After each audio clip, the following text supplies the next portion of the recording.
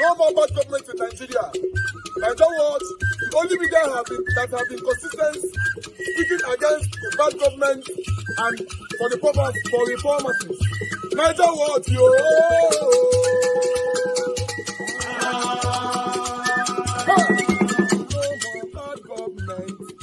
No more bad government. Nigeria Watch. No more bad government. Nigeria Watch. No more bad government. The only media that have been speaking. No more bad government. The voice of the voiceless. No more bad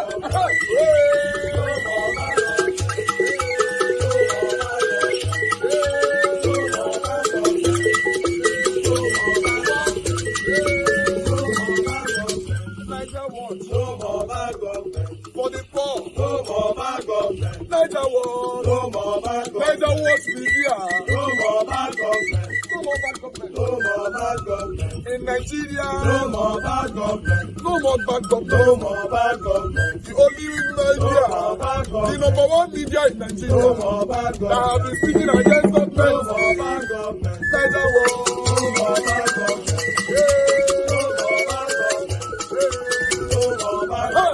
Nigeria Watch, yo. The voice of the voiceless. The voice of the voiceless.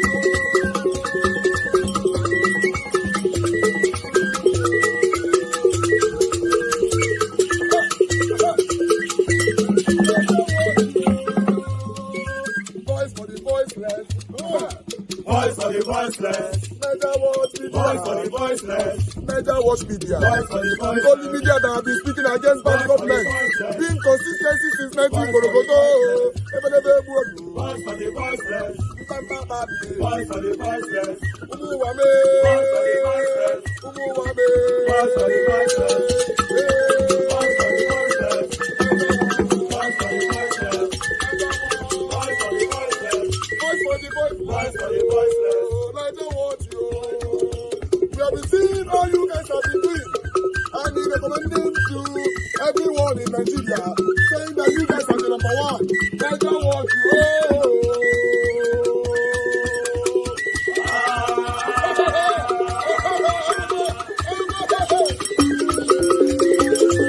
To start producing PMS. So what that means clearly is that in commissioning process, you don't do everything in a single fall. You start doing the introduction gradually, and you'll be ramping up production. So today, production is being ramped up. Like the person that asked about our members being in the refinery, I showed you that was how we knew the quantity that is being evacuated. But our members does not own trucks. Our members will not know how many trucks are in Nigeria. So our members does not work in the maritime sector. So our members does not have tankers that will come from overseas to be able to ship this product from Lekki, for example, to Calabar, from Lekki, for example, to Port Harcourt. So our members will not know that. So clearly, the information in our disposal today, which I've read, these are the quantities that are being offloaded on a daily basis. So that is fully known by our members, and that is why we have this data that we have presented to you this afternoon. But in terms of the logistics on how to evacuate, that is not the function of our members, because truck owners varies. So is the problem today, is it because of trucking? Let's assume Dangote Refinery is producing 35 million liters per day. Do we have the trucks to be able to evacuate them? Why are we not using maritime systems by bringing in more tankers to be able to evacuate? Is it that the jetties that we have, that these tankers could berth to take this product? Is it that these jetties, they are not sufficient? So those are the questions that we are asking. And that is the function of the regulator. It is not the function of the trade unionist. It's not the function of the trade union. It's actually the function of the regulator. That is why those regulators are created. So it is their responsibility to let us know. Yes, our members are working there. We could get unofficial information, but they should put the official information out there because that is necessary and that is key. Then in terms of the Port Harcourt refinery, as you know, several dates have been given on when the refineries will start. Several dates have been given, but those dates have not been met. The only thing that we can confirm today is that work is actually going on in the refinery. If you go to Port Harcourt refinery, a lot of work is actually going on there. You have over 2,000 people hired by the contractors that are working in the facility. If today, for example, you know, the Port Harcourt refinery we have been talking about that will come into product or operations is actually the old Port Harcourt refinery. The quantity that it will add to our stream is very limited. So let's not be lost with the fact that if Port Harcourt refinery start working today, the PMS challenge will be solved. No. I'm not sure that the total PMS that will come out from that old Port Harcourt refinery will be up to 5 million liters. But it is good. Oga, you two they talk. Thank you very much. Let me respond to you.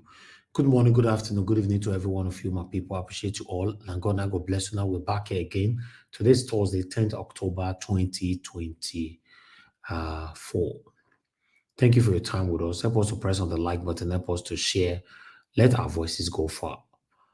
Thank you very much, Mother of all Mommy Diaspora. Good evening to you, Mommy. Thank you very much for all you do.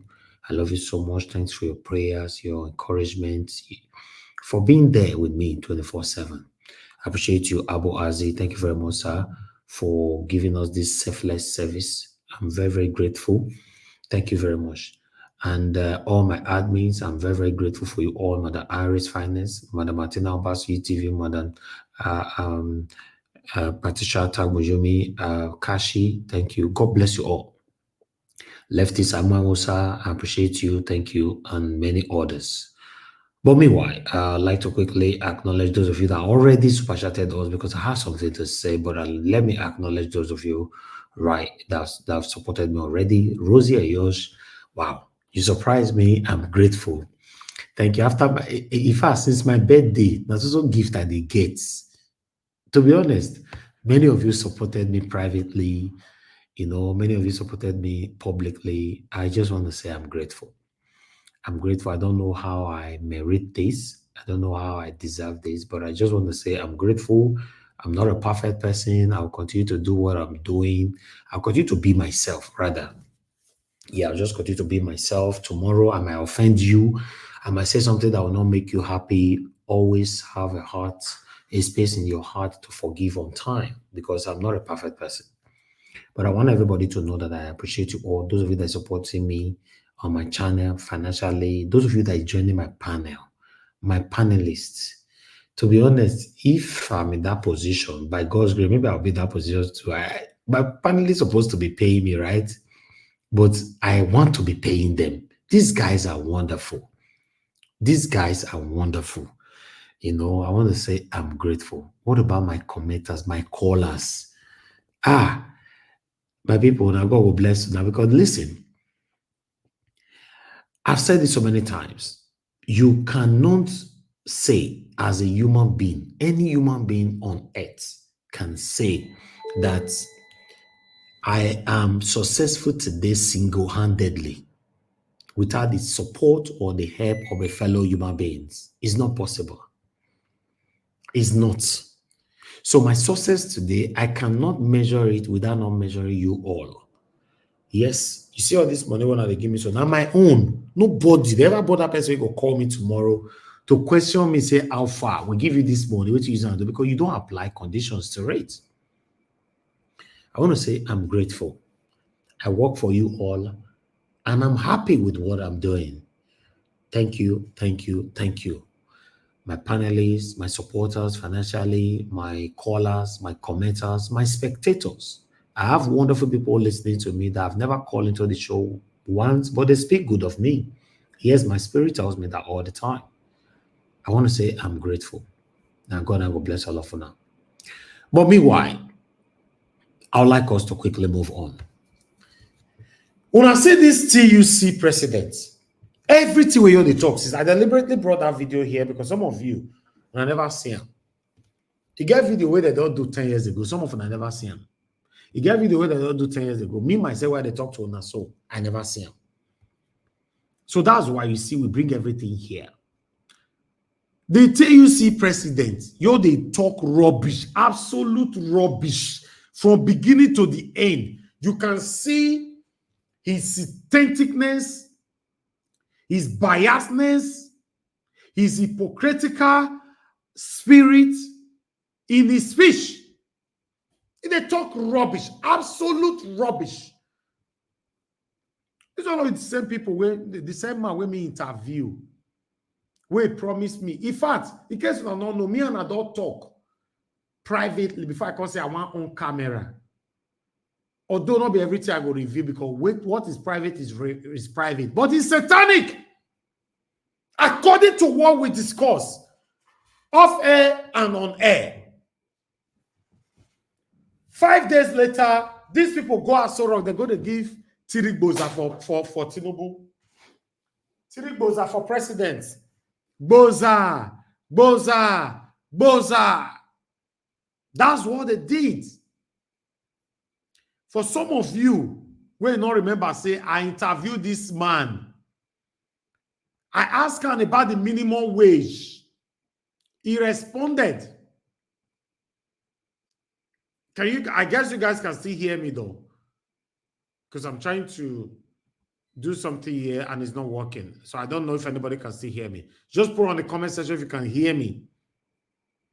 Can you guys to hear me? Can you guys hear me rather? I don't know what is happening here.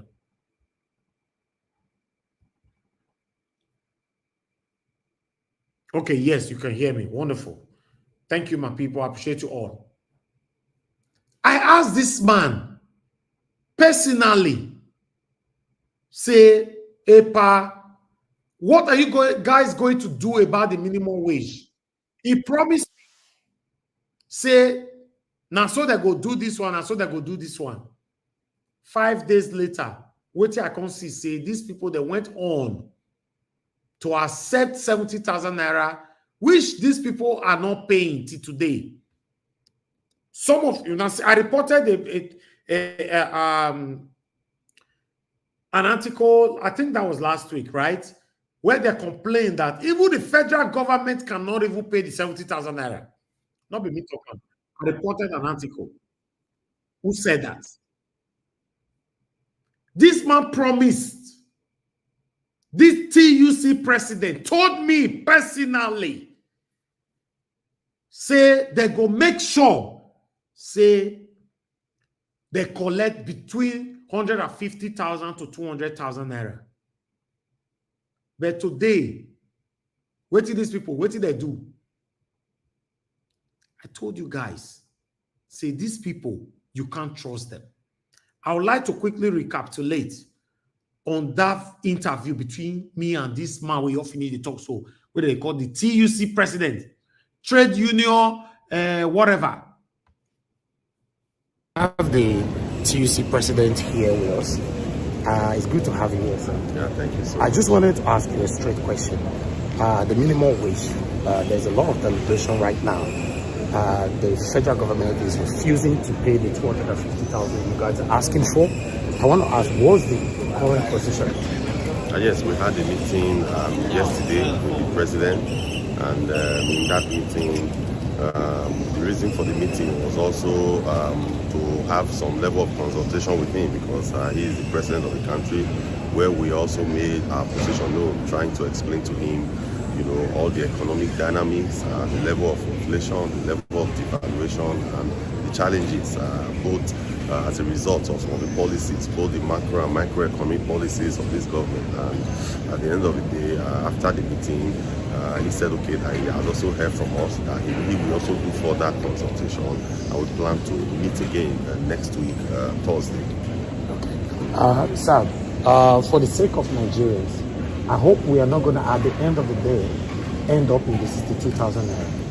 Yeah, no, it's negotiation. So in negotiation, it's always a give and take process. Negotiation, there's nothing fixated, there's nothing cast in stone. So, but on our part, we strongly believe that this 2,000 naira is not sufficient. Exactly. Looking at what the value of naira is today, so we'll continuously push and put all the indicators forward.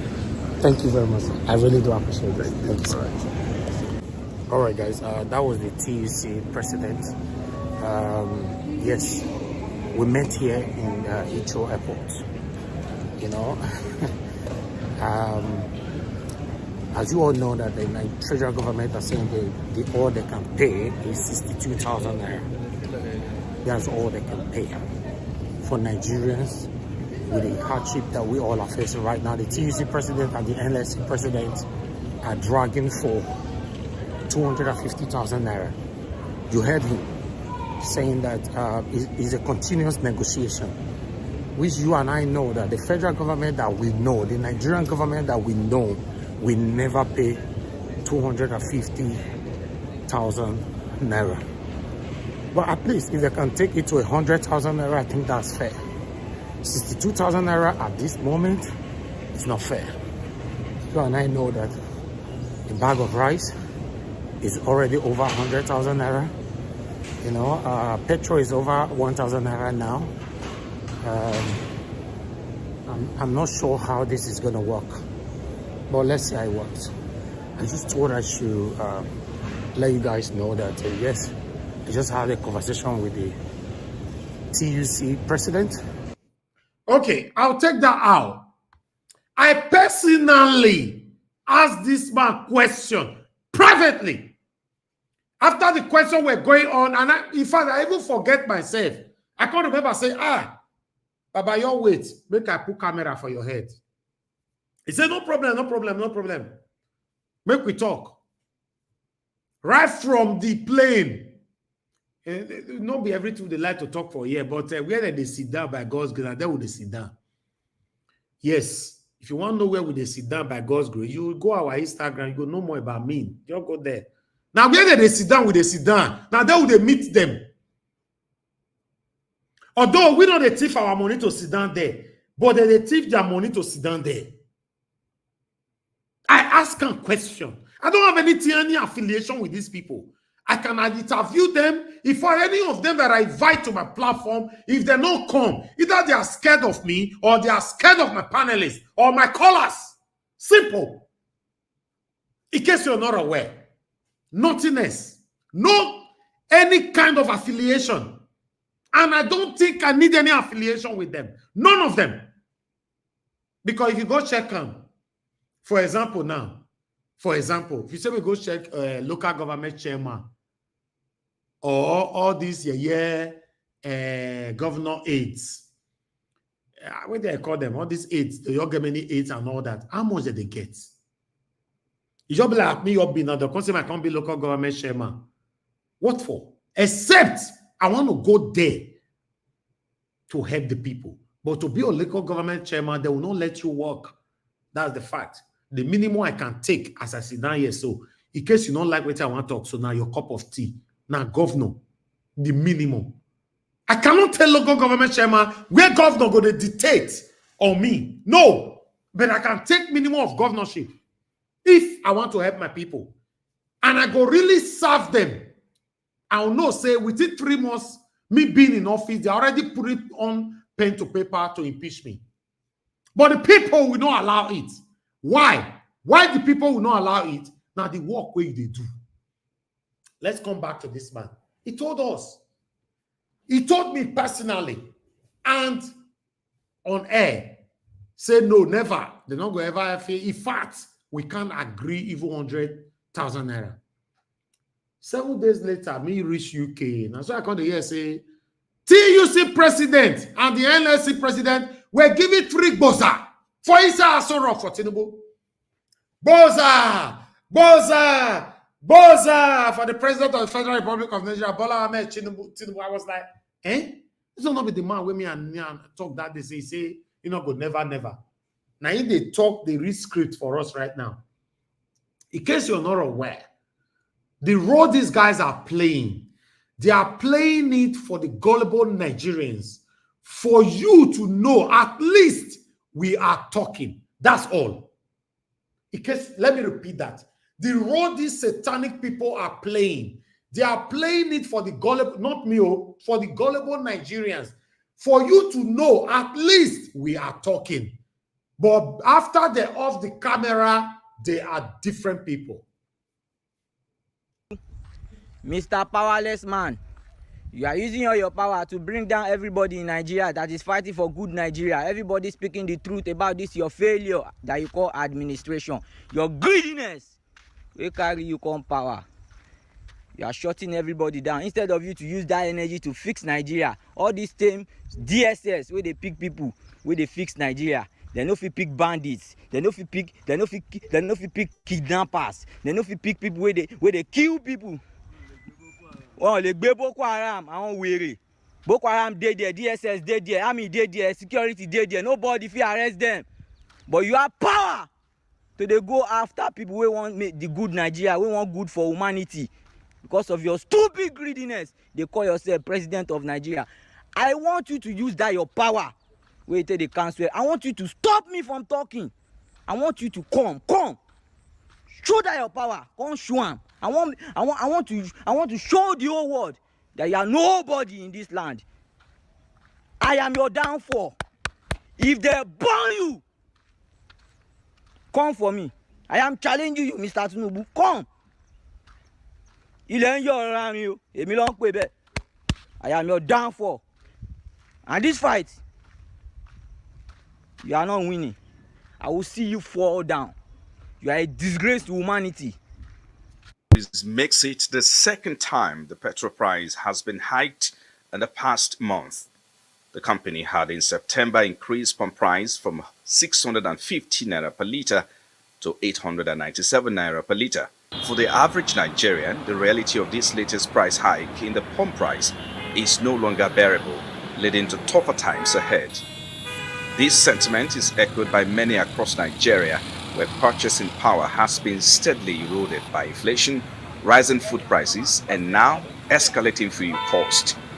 Some of the filling stations visited by the rice crew in the FCT were almost deserted, as the filling stations had stopped dispensing fuel. And in another part of the city, motorists had to queue up to fill up their tanks. I've been on the queue since 11 o'clock. And this is 251. Even with the increase in the price, we are still suffering. It's very bad. They should do something. Honestly, it's very unfortunate. We are in a country where we are crying, earning at our pain, yet things keep getting worse, as if we don't have government and nobody is saying anything. They don't even want to know how we feel. They don't pity us at all. Yesterday I was there, the price was different. This morning it has just changed and nobody is saying anything. Who knows what will happen tomorrow? The removal of fuel subsidies in May 2023 was a bold move by the government to establish market-based pricing in the petroleum sector and save the economy years of waste. However, the sharp and frequent increases in fuel prices have raised questions about the sustainability of the policy, particularly in a country where the cost of living is already so high. Some Nigerians expressed their view on the implications of the new pump price. Matter was must spend like 10 litre. So now calculate 10 litre for this matter. Is it not NNPC? Because I will see the opportunity of NNPC. Oh, there are some people filling station 1, 2, 1, 3, 1, 4 like that. When you go to outside this thing now, you will see many people like that. 1, 2, 1, 3, 1, 4. Okay, when you carry passenger, you tell passengers, okay, pay 2,000 from Zubato here. Can you pay it? Can you pay? Mass is the sofa. How much is the food today? I think about 1,030 naira. Abba. So fuel, poor man no go buy fuel again. You look at it now. I can't even buy full. Maybe I'll buy the one that my money can buy. So I can't buy full tank of these cars. They have increased fuel now. It should be like 100,000. So, and I'm collecting 70,000 as a salary. Retail prices, as displayed on the NNPC Limited website, show that while the depot in Calabar selling for 1,050 naira, Lagos is selling for 1,010 naira. In the same manner, the retail price for the product is sold in Port Harcourt at 1,045 naira and 1,040 naira in Warri. At the Dangote refinery, a litre of petrol is said to have hit 977 naira. This, according to the report, has led to the adjustment in pump price by the NNPC Limited. NNPC Limited earlier quit its middleman deal with Dangote refinery, a move that made marketers, including NNPC Limited, buy directly from Dangote at the cost-reflective price. With this recent increase in the pump price, the big question remains, is the petroleum sector now fully deregulated? Frank Omalape, Arise News.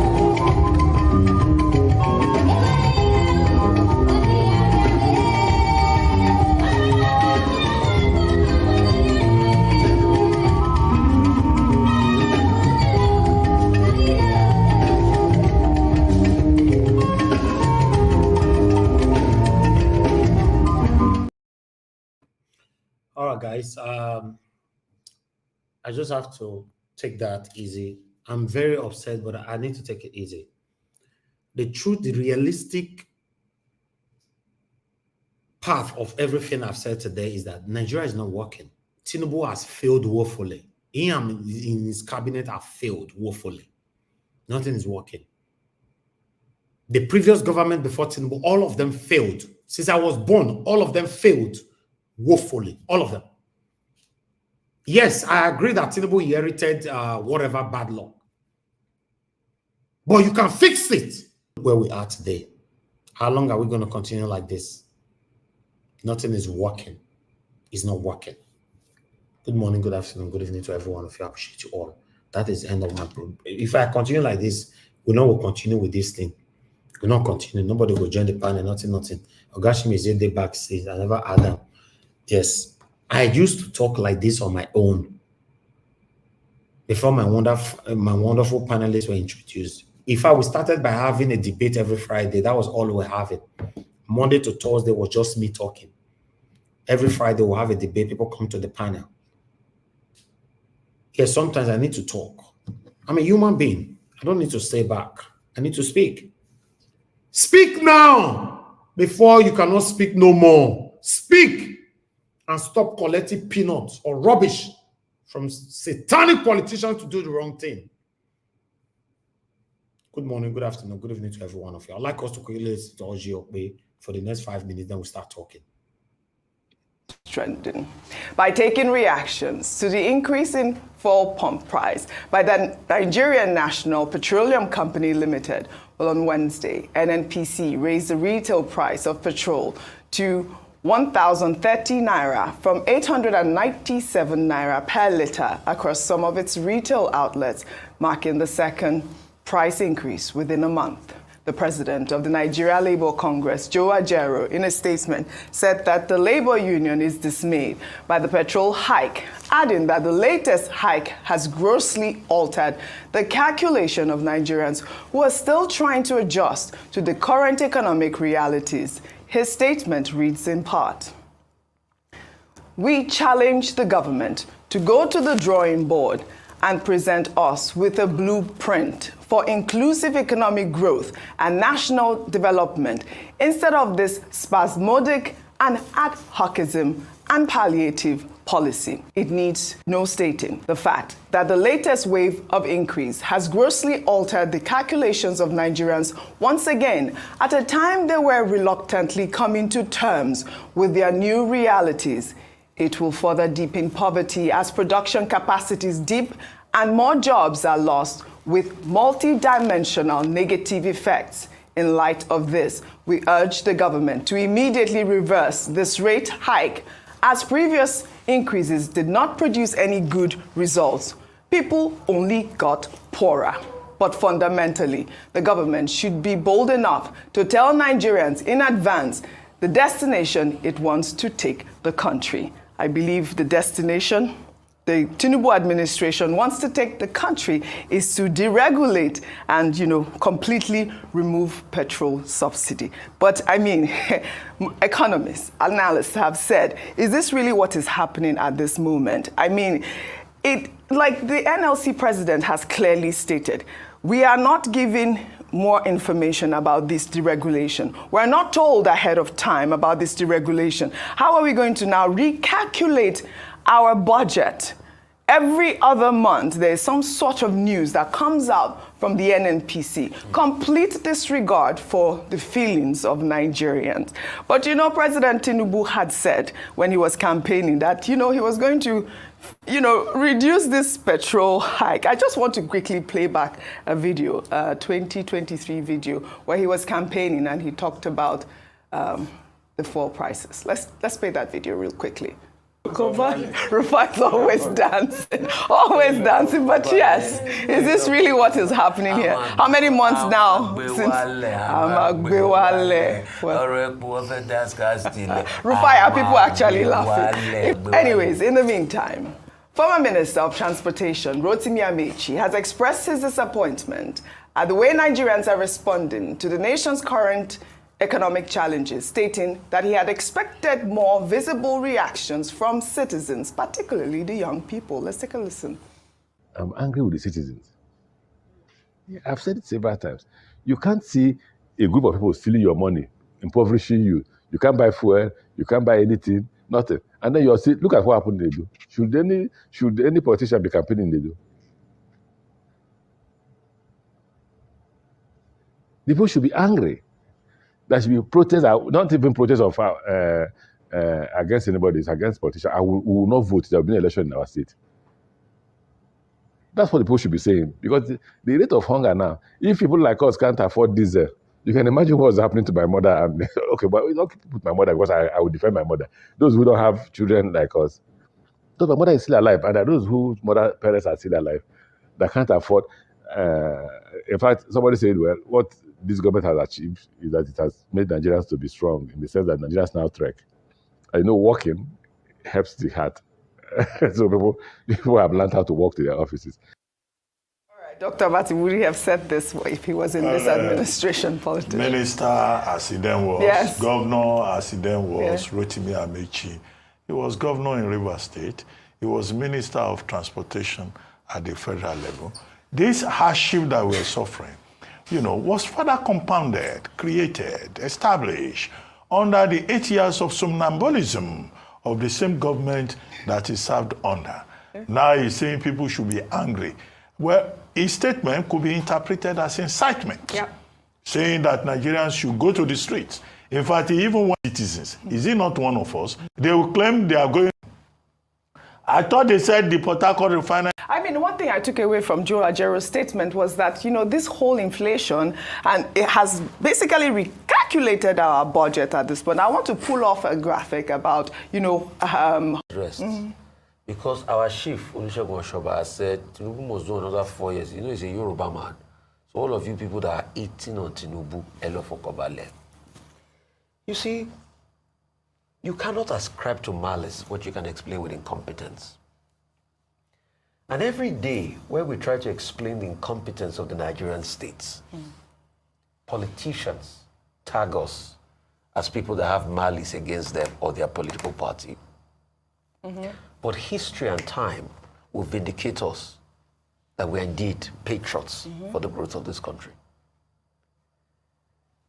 All of this the NNPC is doing is a game. The NNPC has not told us the full truth about the subsidy matter. The same NNPC that denies that they were owing international creditors or those that sold them crude. The same NNPC that's not been able to give us when the Dangote, when the refinery, Port Harcourt refinery will be completed.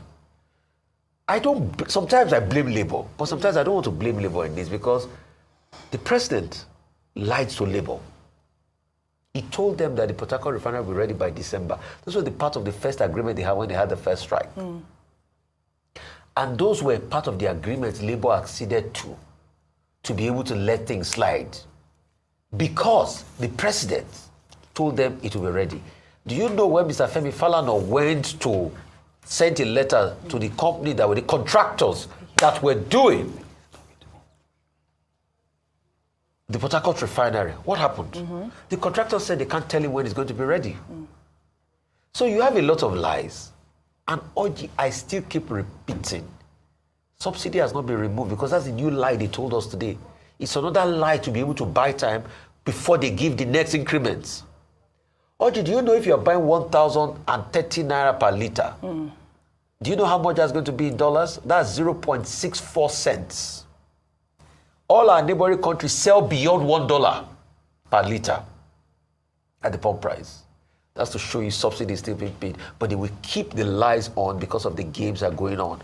Till today, the same NNPC is not telling you how much we are consuming. The same NNPC, and that's why when people are saying NNPC is a marketer, it's a lie. They can change nomenclature, but they can't deceive us. Which other oil marketers have a right to be able to burn money with their NNPC does? The same NNPC that bought 4 trillion on refineries that are not working. Not be me talking. Go and check NNPC's books. They showed us. Like Fela will say, I will open book for you. I will open book for NNPC. They bought 4 trillion on refineries that are not working. Is that one not more than enough to pay the subsidies? Is it not the same NNPC that has been paying for refineries that have not been working all these years that are moribund? So NNPC should please and see. Stop bringing in the regulators, NNDPR and everything. No, it is NNPC that fixes the price. It's not the regulators. The regulators should fix price on paper, but on paper it's NNPC. Why is it that it's NNPC petroleum station? When they increase prices go up? Let's call it speed is speed. NNPC has been the real cause of most of these problems. I mean, I'm not blaming them amiss. We have empirical facts to back it up. They have not shown good faith. They've constantly told porkies to a lot of Nigerians. And let us call it speed is speed. You will see when the increment will start again. Right. Except they see, free market has taken over. All of a sudden, NNPC that couldn't tell you all this while how much they were used to subsidize fuel now told you that they will have removed the 133 naira that they are paying in subsidy. Now subsidy has been finally removed. Be deceiving us. What happened to the refinery again? The one that was supposed to in August, wasn't it, last month? What did they say? In August, when they got to August, they said it won't produce again. Then when they wrote the people that are doing the contract work in the refinery letter, they said they would tell Femi Falana on the 2nd of October, the time they will finish. On the 2nd of October, they said they can't disclose the time. As today now, and it's over 44 months. We paid over $1.5 billion for that refinery to keep working. All right, guys, that was all I have for you guys today. Good morning, good afternoon, good evening to every one of you. I appreciate you all for your time with us. Thanks for your dedication, your time, your consecrated time with us every day. We have to do this. It's a collective effort. If not, we can't achieve what we're fighting for in our time.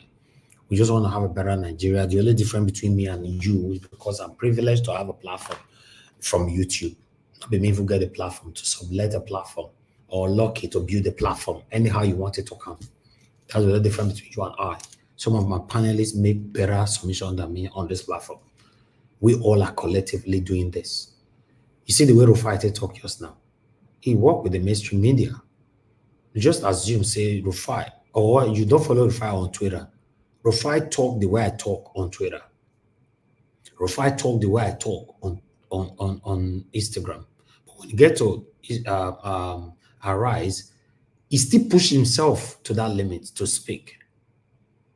So what happened if everybody continue to speak like this and speak truth to power? That's the only way we can have a better country. The country that many of us are hiding today, people will fight for the country to be better. We can't accommodate you today. Many of them don't buy, they don't the word again, they don't old grow, they don't come out. I'm going to talk for our country. I say no. Is Nigeria working? That's the last question I will ask you.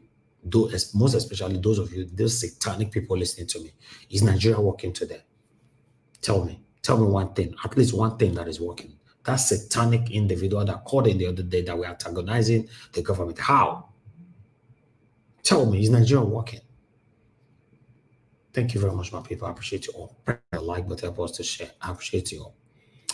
I'd like to take this article for those of you that want to call in. That's the best time for you to call in. But meanwhile, I only have one article, which is the same title that I have on my phone there, as you can see right there on the screen, from Vanguard. Army to Asari the Kobo. You don't have the capacity to bring down military. You remember I played a video here, which I don't want to recapitulate on, where Asari the Kobo was saying, that was about 4 or 5 days ago, saying that he had the capacity to bring the aircraft of the army to bring them down. Army have responded by saying that, no, you don't have it. The Defense Headquarters has responded to viral video featuring ex-Niger Delta militant Asari Dokubo, who claimed he had the capacity to bring down military aircraft allegedly hovering over his house during the recent Rivers State local government election. Dokubo implied the aircraft were attempting to intimidate him due to his support for the election, stating, unquote, the federal government knows that I have the capacity to bring down any aircraft. In response, Major General Edward Buba, Director of Defense Media Operations, dismissed Dokubo's claim as laughable, asserting that Dokubo was merely blabbing and lacked the capability to challenge the military or bring down its aircraft. Now, my question to the army, the military, when they say he's blabbing, yes, let us assume he blab. Why you not arrest him? If you all are not hypocrites. If now we blab like that now, you define us, they go right? Or any Nigerians. You know, see the one I said to Anna, he's blabbing. When I not arrest him. You see? Service. Arrest him for what now? Why should they arrest him? That they have the capacity to bring down the aircraft of the army. And I'm out to talk now freedom of speech. I didn't go arrest him. Okay. But if another person, is it freedom of speech? A normal, common Nigerian? I know, and that's Nigeria for you. Oh, okay. Okay. That's all I wanted to know. Thank you very much, my people. I appreciate you all. That's all I have for you guys today. I'm done with my presentation. I need to give opportunity for others to speak. If you want to call in, this is the best time for you to call in. Call into the show right now. In 10 seconds, if no call is coming in, I'm just going to start with the people I already have on the panel. For those of you that want to join the panel, please come in. I'm posting out a link again, probably for the second time. Click on the link. Link will be posted already. Click on the link. Join us here. Let's hear your voice. Talk about the things that's affecting you and I. And for those of you that supported me financially through the dollar sign, I want to say I'm very, very grateful. For those of you that requested or want to support us in Nigeria account, that's it right there on the screen. You can support us with whatever that you want to support us with, so that we can continue to make these broadcasts well every day, right here from Nigeria. I appreciate every one of you, my people. Now, God bless you. Now, we have the first caller right here, which is Madam Origin. Madam Origin, thank you very much. My brother Show, I don't see you already. Thank you so much. Madam Origin, thank you very much, man, for joining us. Good evening to you, man. Talk to us. Mr. Niger, how are you today? I'm good, man. Thank you very much, man. Talk to us. I greet everyone, Thank you, ma'am. all the wonderful people that come here every day. You know, at some point, one of the reasons why I do come every day here, or as much as I can, is not because I'm looking forward to a change or that this country. And by the way, you, hey, this Elijah was vibrating. Continue to vibrate and continue to swim in the ocean of the lies that was created by your forefathers, the people that are at the seats of government. Mama, that's why I greet you, ma. God bless you, ma. God bless you for giving us this your son, this platform. We will day here because the reason why I come is if these people, this wicked, evil elders, if they are waking up every day, because I don't know why they have not put their hand on their nose and just pass on, because they are evil. And if they wake up every day and they are looking forward to this, their evil, to accomplish evil,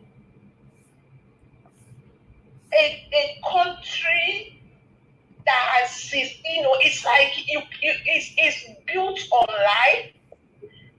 They lie and lie and lie, rely their lie, institutionalize the lie, feed their children the poison called lie, and then they go to work every day to defend the lie. A land that is just simply lie. And I tell everybody, we are living in a land of reverse psychology. Everything we are doing, they're like taking a backward stride, all those motion TV, movie where you're walking backward.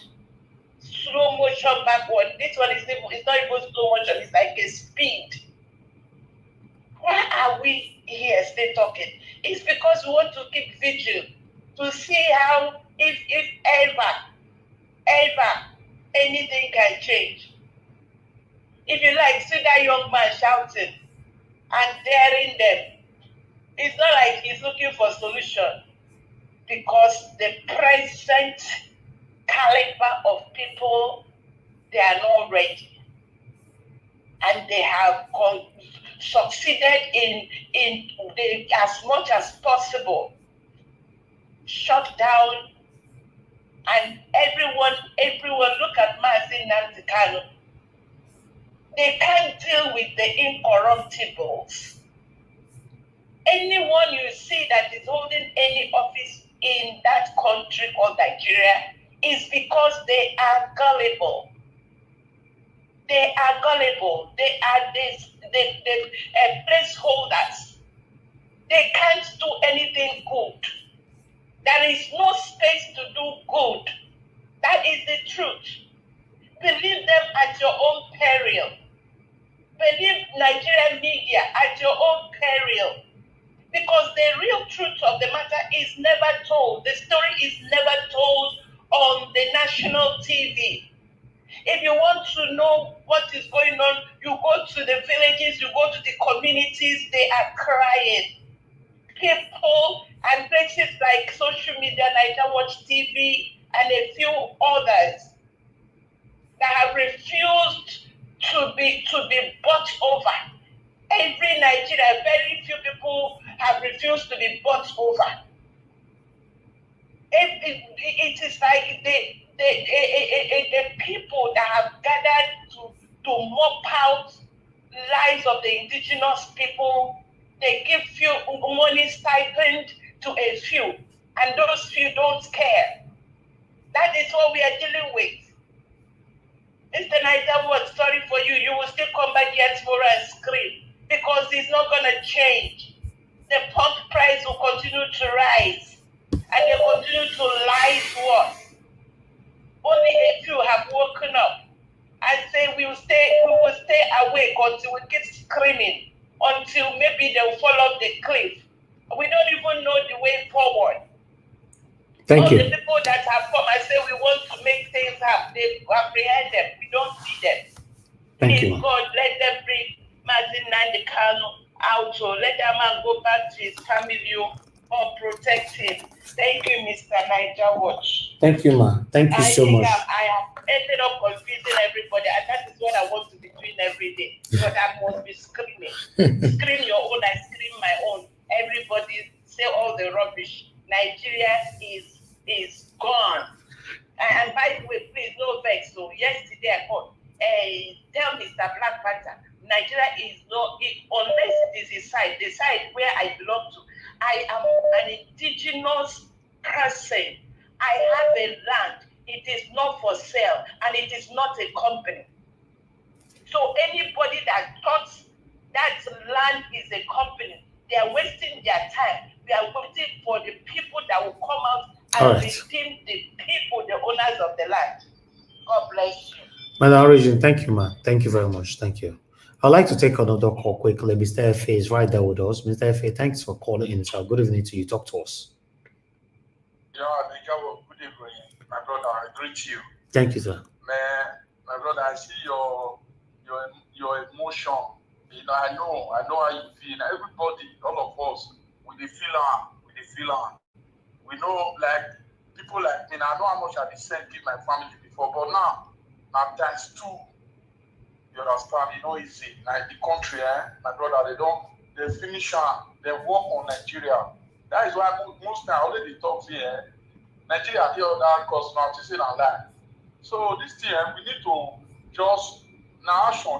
I don't live one like that. If not, we just talk for now 20 years time. We are just where we did and then we did. So let me just use this opportunity to thank Mr. Jonathan, my brother. God bless you.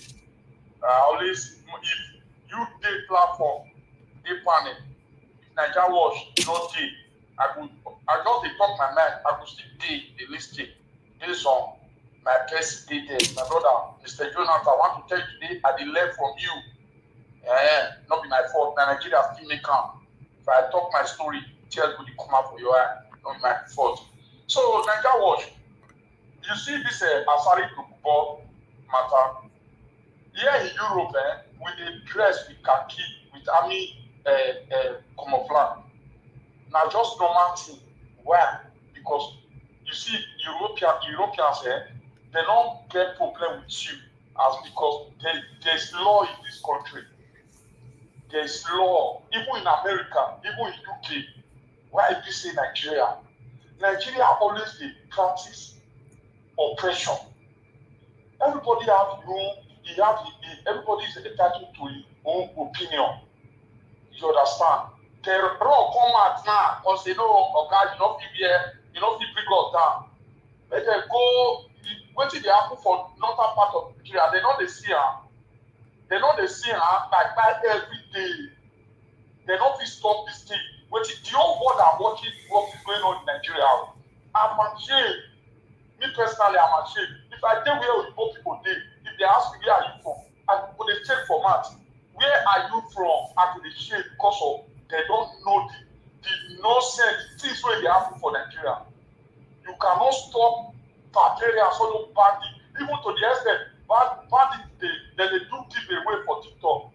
Can you imagine? Tomorrow they'll say they are repeated bandit, repeated Boko Haram. Baba, now not be do juju this. I will take for ourselves for here. I have a village. I will take for ourselves for this problem where we take so. I just see Nigeria, we just with the learn. We never start. We are just with a joke. We never start. And this man, this Mr. Tinubu, he's not even ready to do like fix Nigeria. That's the problem everybody have with this man. You know, to just be ringing, see what he do for those states. This one go over because they say, waiting, you cannot everything you feel they change. Because this Edo State code is very obvious. Now, as when that is why they cannot do it. Even though, yes, 9 days, you want to change that the way they do Igbo State the other some years ago. cannot change this one. Face Nigeria, people, please. People are suffering. People, they backbite people for normal part of Nigeria. Say soldier go there, make this thing stop once and for all. Those people, they spoil your name, Tinubu. They spoil your name. The whole world, they watch Nigeria, every African country, they laugh us. They laugh us now. They say, Ghana, who down to Nigeria of Africa? Where they point where they say that the giant of Africa, where you cannot even fight common party from few people. You have the power. You have the power. This young guy that you just look at the video now, may God bless that boy. Because that boy is we have the same mentality. I can do more than that. I don't fucking care. Forget I live in Europe. No. That word F is not allowed here, sir. Yes, okay, sorry. I bring it back. Sorry, you know, first. My country is messed up, Papa. All right. You yourself, you the first six, man. You understand? But at the verse, I not use the word F. I know. I understand. Thank you, my brother. You know, sometimes, not be my fault, Papa, please. All right. I pick it back, but Tinubu feels Nigeria. Now you say, hey, you don't come. You must fix it, you must fix Nigeria. You cannot just take this down, no? Fix Nigeria, Baba. Do something, okay. Please. All right. Thank you, sir. Thank you very much. God bless you, my brother. Sir. I appreciate you. Thank you. Yeah. Okay, that's our brother right there, Mr. Fa. You know, as you can see that he's also very, very angry. That's this, you know, the state of the country. If you are sincere to yourself, you should be angry. But meanwhile, I like us to move on. I have Emmanuel Samuel on your camera. Let us know who is behind there. Emmanuel Samuel. I need to see who is behind there. On this platform, we don't let anybody to the platform if your camera is not on. So you've been there since. So turn on your camera so we know who is there. You can hear my name. You can hear my voice. So you need to do that on time so that I'll bring you in. Thank you very much, my people. I appreciate you all. I can't see you. If you are on your camera, you turn on everything. Okay. Emmanuel, I can see you already. Thank you very much. Please tell us where you joining us from, Emmanuel. Thank you very much. Good evening to you. I'm joining from Lagos State. Thank you, my dear brother. Thank you. It's your first time on this platform, right? Yes. I beg, talk to us. How you see the matter with the ground, the country, the state of the country, because you are in Lagos. You know, I understand you know everything. Tell us how they feel. You they happy with the way things they go on right now for our country? I'm not really happy the way everything is just going in this country right now because even at times transportation going out, transportation is so expensive and the cost of fuel is so high. Everything looks so incomplicated in the country right now. So we just pray. Even at times to buy fuel, to fuel a car. To fuel a car is a very big problem. So at times we just bought a car and then the car will just be for, let's just say, for fancy without using it to go out. To get a fuel is a very big problem. Fuel is one of the things that we are facing in this country. Even though every other thing is expensive and they would have just allowed the price of fuel to be at the normal price whereby where to be able to avoid buying and fuel their car. So that is it. And the second thing is Nigeria, the way things is just going, we don't know where we are going to, because I just hear some news about they say that some foreigner are just coming into this Islamic nation. So that is what they are still fighting right now. Maybe that is the reason why things is like this. And I strongly believe that our government really know what is going on in this country, and they are saying how to go.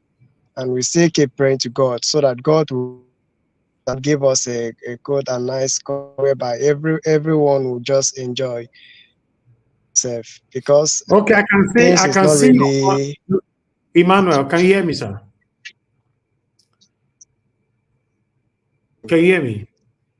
I can hear you. So yeah, I can hear you. I saw your So comment. You at said times I I will, wish I was not from this country. So painful. What's the particular pains you're facing right now? the cause of things is just the issue in this country. The cost of everything is so expensive. Even you know, the house that we do pay, like let's just say 400,000. The landlord, now they are now saying let's just say they are putting a house now is just millions of naira before you can get a comfortable place to base. Wow. Yeah. So everything looks so incomplicated. Everything, a lot of people, like a friend of mine, so many of them, they have relocated from Lagos to their hometown. It's based on the cost of things, because Lagos is just like, Are you from Lagos? Are you a Yoruba no, man? no, no, I'm not a Yoruba. I'm from River State, but I'm based in Lagos State. Okay. All right. I understand So your that pain, is my it. brother. Yes, thank you very much for letting us know. But I get you are currently working, right? Yeah, I'm working. But I'm working. unfortunately, your salary is not enough to to sustain your monthly expenditures. It's not enough at all. It's not enough. Uh, So that Thank you, is my it. brother.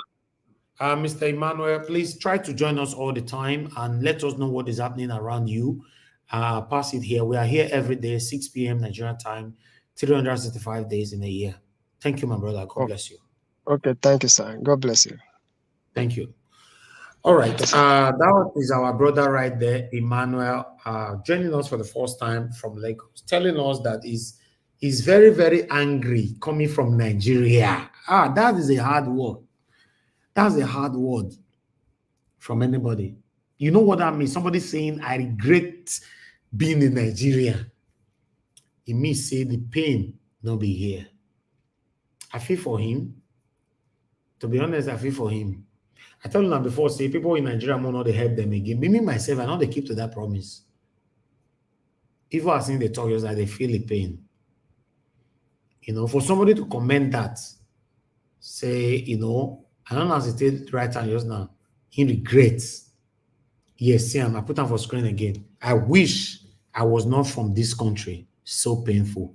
That is a very excruciating comment. Then we'll see some people come here to insult us when we are speaking for the people. Nothing is working in Nigeria. Absolutely nothing is working in the country. But if we talk, they'll say no more, no talk. You now see this satanic set of youths who are using their platform to support the same satanic politicians against the people. Let me give opportunity for my panelists to speak. We have a couple of them on the screen. Thank you very much, my people. I appreciate you all. The first person on the panel today is Ogashimize. Ogashimize, thank you very much, sir, for your time with us. Good evening to you. Please, you have your 8 minutes. Yes, Talk to us, sir. yes, thank you, Mr. Elvis, for all you do. Thank you, the panelists. I hope I thank everyone's the commentators, um, the mommy, the diaspora. I greet you. I greet all the commentators and the listeners. Yeah, Mr. Jonathan, I greet you, the Kurele, and the others. Mr. Davis, he says something about showcasing what you do. People can talk. Just keep doing what you're doing. Just don't mind anybody. I know they will come, even if you start showcasing that, and now they will say, "Oh, you want to show off." People. Our people. We don't have one kind mentality that eating us so bad. that when somebody will do good, you will go ahead and castigate that person. And when somebody do bad, he won't say anything. It's like Nigerians like bad. Ogashimize, that's the reason why I don't showcase this. In fact, what actually happened? Yes, you don't need to do that, because people are. They come to work. If I showcase them for a year, a lot of people will be disheartened. But I don't do this. Nigerians are facing pains, for Christ's sake. Yes. Nigeria, I don't know. In fact, you see, oh my God. You see that video, that TUC guy or whatever. You know, I was so pissed off. In fact, I wanted to throw off because I was so angry. I said, what the heck? This man is vomiting from his goddamn mouth. I said, what are you talking about? I didn't even understand. He went up, he went down. I said, what is all of this for? You see, anything that Tinubu cannot buy on this earth, I don't think that thing exists. He can buy everything. Pay you human being. He don't care. You see, all these people, he already bought everybody. You see that cartoon? Oh, that cartoon, they have to include so many things. They're supposed to include the masses on that cartoon. So that cartoon, they miss a lot on that cartoon. And somebody, is it Jonathan or Chris, said that last time? They need to include so many things on that cartoon. Look at TUC. Look at the level Ejiro or AJ what? Look at him. You see, all these people. What are you coming out now to say something I don't know? What are you talking about? You were fighting for the minimum wage. You say it's gonna be 600. We know that 600 can never fly. Then how come at a point all of you went to Abuja and sing Boza for your nonsense? Now, which mouth are you going to use now? I'm ashamed of you people, because you don't carry the masses along. Yes, you don't carry the masses along. You fight. All of you are fighting for your pockets. You don't fight for the masses. If you fight for the masses, all these things won't be happening. Masses will stand with you, because with your self-interest, that one is most important to you. The masses, they just want to come out there, make noise, and go inside. Then they will give you your portfolio or your brand envelope. Then you go in. So these people, they have ripped Nigeria off. All these people. Okay, what Jiro will say now? What 70,000 can buy? A bag of rice is how much? Hey, it's 100 and even the one that has a stone, a rice that has a stone, the Abakaliki rice. Even now, I don't know if that was there back then. How much that one is? Eh? Christmas is fast approaching. What are we talking about? Okay, you are saying all of this for federal government to change or to pay, and they are not paying. They are not going to change, and people are hungry. The thing you see, man, you are blabbing. Eh? They are blabbing. They don't want to help the masses. They are helpless.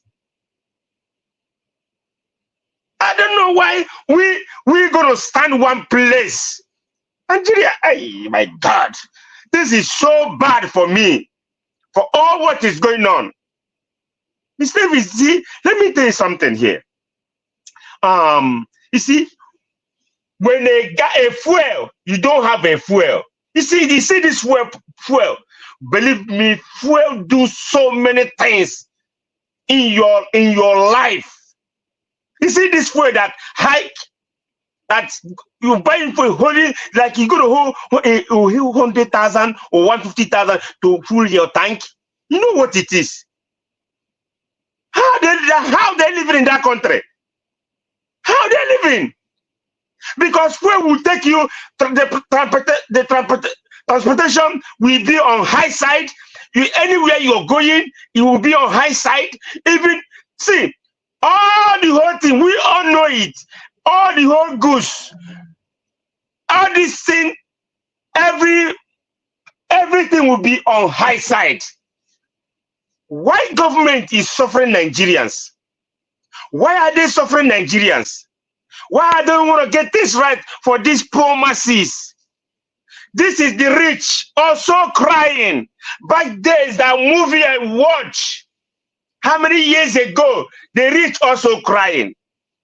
See, I have things in Nigeria, but let me tell you one thing. You see, Buhari, believe me, I do business in Nigeria very well during Buhari regime.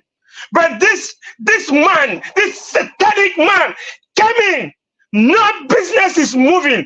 I tell you, as I'm speaking, nothing is moving. Nobody, they will not. In fact, when you have money to eat, you will say, let me go and buy a car. Even if you buy, if let's say, assuming you buy a car now, do you have the money to fuel the car? And in fact, if Nigeria don't say it, I will say it. Buhari, things was moving. Let me say it. Not that it's not so bad the way it is now. That nobody will say, how much are you selling? Hey, it's too bad. What are we talking about? You have to say it. Buhari regime is better than Jagaban. You see, this man, all his campaign promises, no one that doing, no one. Let the poor breathe. Where the poor, you publishing the poor, you punish them, you cripple everybody. You're destroying Nigerians. You telling me you are a president, you are a minister, you're a governor, you're a local government chairman. Who the hell are you guys? You keep dealing with people. Come on, is it when you carry a gun to fight somebody, you know that you kill the person? Eh? Don't you know that when someone hungry, people die of hunger? Are you not the one that is the government? You responsible for their hunger, for their hunger. You are responsible for all what they are passing through, because you fail to govern your people, give your people a good governance. You fail to do the right thing. Yes, they rig you, you rig yourself there, but do the right thing for the promises. But no, you choose to reach your pocket. You want to reach your pocket with your cohorts, with your evil satanic politicians. You are evil. At the end, what you sow in this life, if it's so bad, you must reap it. If it's so good, you must reap it. But all of them, they are sowing bad, very bad, that people can't even eat. People are suffering. Eh? Why? You talk about fuel. You're campaigning. You campaign. You say there's no fuel. There's no this thing. You say it on your language, Yoruba language. You saw a matter of things. They clap for you. Where are those people now? Those people that will shine you up, that will clapping for you. Where are they? Then look there. Some of them have gone. Some of them is no more. Some of them can even afford to buy gari or rice. Some of them have turned to beggars on the streets of where they are living, or on their states. You choose that, yes, I have got the power. I can do anything I like. I don't see when you say let the poor breathe. Come on, it's that is fallacy. That is mere talk. Let me speak. Did you know the meaning of let the poor breathe? If you know the meaning, you don't supposed to doing what you're doing. That will increase again. Tell me how those people gonna go. Tell me where they're gonna start. So if they work, they use if they work, they pay it back to transportation or to buying to following their cars. Eh? People that have Nigeria like to bear multiple children. People that have 5, 6, 7. How are they going to live? How are they going to cope with the school fees and other things, with the uniform, with the books, with other things? What of universities children? Those days, Nigeria have spoiled so bad that those days, university students will come out on the streets and protesting. Do they catch these people? Do they catch Nigerians? Do they catch the students, the university students? Do they catch them? Those ones that are coming up. I know those days they will come out and protest and block everywhere. But now, no more. Do Turumbu do juju or do black powder to Nigerians? Do they blow it on air? That tie everybody down. Hey, Nigerians, you guys should do fasting and praying. If that one will solve the problem. You have to do fasting and praying and pray. And you guys to come out from this from the wickedness of these satanic people that are ruling you guys.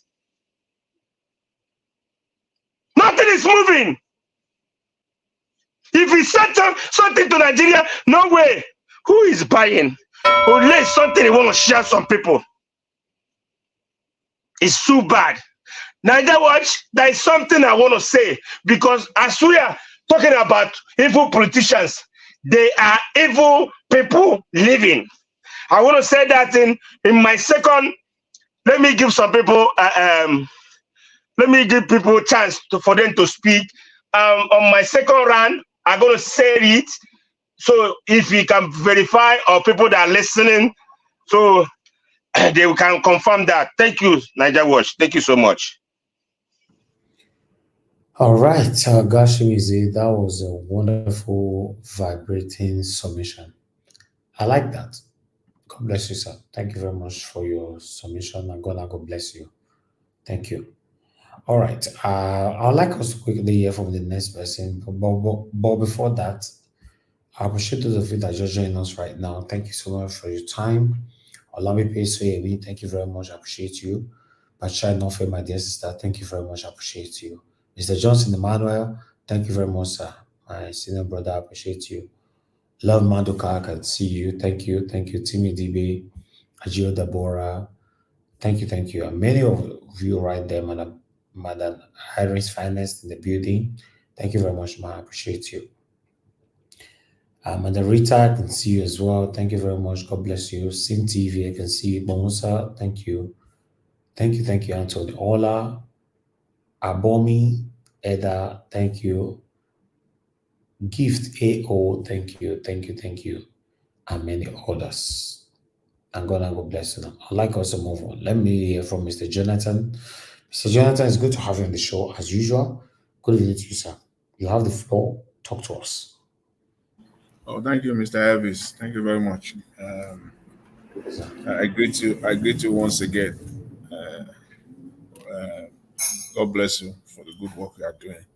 I greet all the fellow panelists. Mr. Jonathan. Yeah. Always say thank you very much for the good work we are doing. Okay. Not you are doing. Yeah. I always come back to panelists to work, to greet them also. I greet everyone. God bless you. And the comment section. I greet everyone. Mommy Diaspora, God bless you abundantly, man. I greet everyone, all the callers, all the commenters, those that are listening. Welcome. You see, it was Madame Origin.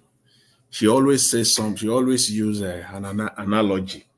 She will say they use reverse psychology on Nigeria. And you know that word reverse psychology can be it's too big. It's too big a grammar sometimes for Nigerians to really understand. And I think, but it's a perfect description of what is happening in Nigeria.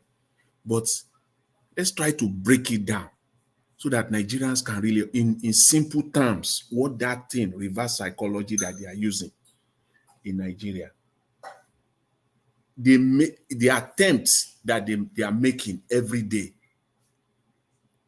successfully to a very large extent, as far as they are concerned, these ruiners, they call themselves leaders of Nigeria. They attempt every day to make us that are talking, Nigerians that are talking, as haters of Nigeria. They portray us as, when you talk, that what they are doing is not right. You hate Nigeria. But those that will come and defend their lies and pretend as if everything is okay, everything is normal, those are the lovers of Nigeria. That is this reverse psychology. When you talk, in fact, if they want to silence you completely, they will say you are inciting violence. You know, once they go there, it's a very touchy area. You will say one word, they will say you are inciting violence, that you hate Nigeria. What Nigerians should know, those of us, Nigerians that are talking, that are calling them out, truly, we are the lovers of Nigeria. Anyone that is supporting this system, this current system in Nigeria, in any shape or form, that you are supporting it, you are the real hater or haters of Nigeria. And that is the attempt they are making every day. With every breath that is in them, using public money to suppress, to oppress those that are talking. And they want to portray them as haters of Nigeria. If you say anything or you see anything good about Nigeria, as of today, you say anything at all about Nigeria today, about what they are doing, you comment on what they are doing, you hate Nigeria. They are forcing people to believe their lies. That's just what they are doing. They will force you. You see, in this phase of lies, they will force you to believe the lies. If you don't believe the lies, they give you an option. Keep your mouth shut. You either believe the lies or you keep your mouth shut. If you don't keep your mouth shut, they will arrest you. They will throw you into jail. So the options are clear. You got to go along with our lies. You must, in fact, you must go along with our lies. If you cannot, if it does not suit you, you are not okay with it, then keep your mouth shut. Just stay somewhere. Don't say anything. And that's what we're seeing in Nigeria. Those that know the lies, they see the lies, they live inside the lies. The lies those lies are hurting them, it's buying them every day. They are taking that option. Keep their mouth shut. That's what is happening in Nigeria. Even in the midst of this, in the midst of what is happening in Nigeria, can you imagine? Does it have to get to this point that in a country before people you don't even need, at this point, you don't even need to beg people. You don't even need to say it. People should, it's a normal thing. But people have taken that option. Keep your mouth shut, or we'll throw you into the jail. We'll throw you into jail. And you don't know anybody. Nobody know your name. Nobody know your papa. Nobody, you don't have anything in Nigeria. They will forget you there. They will punish you. That's the reverse psychology that we're seeing.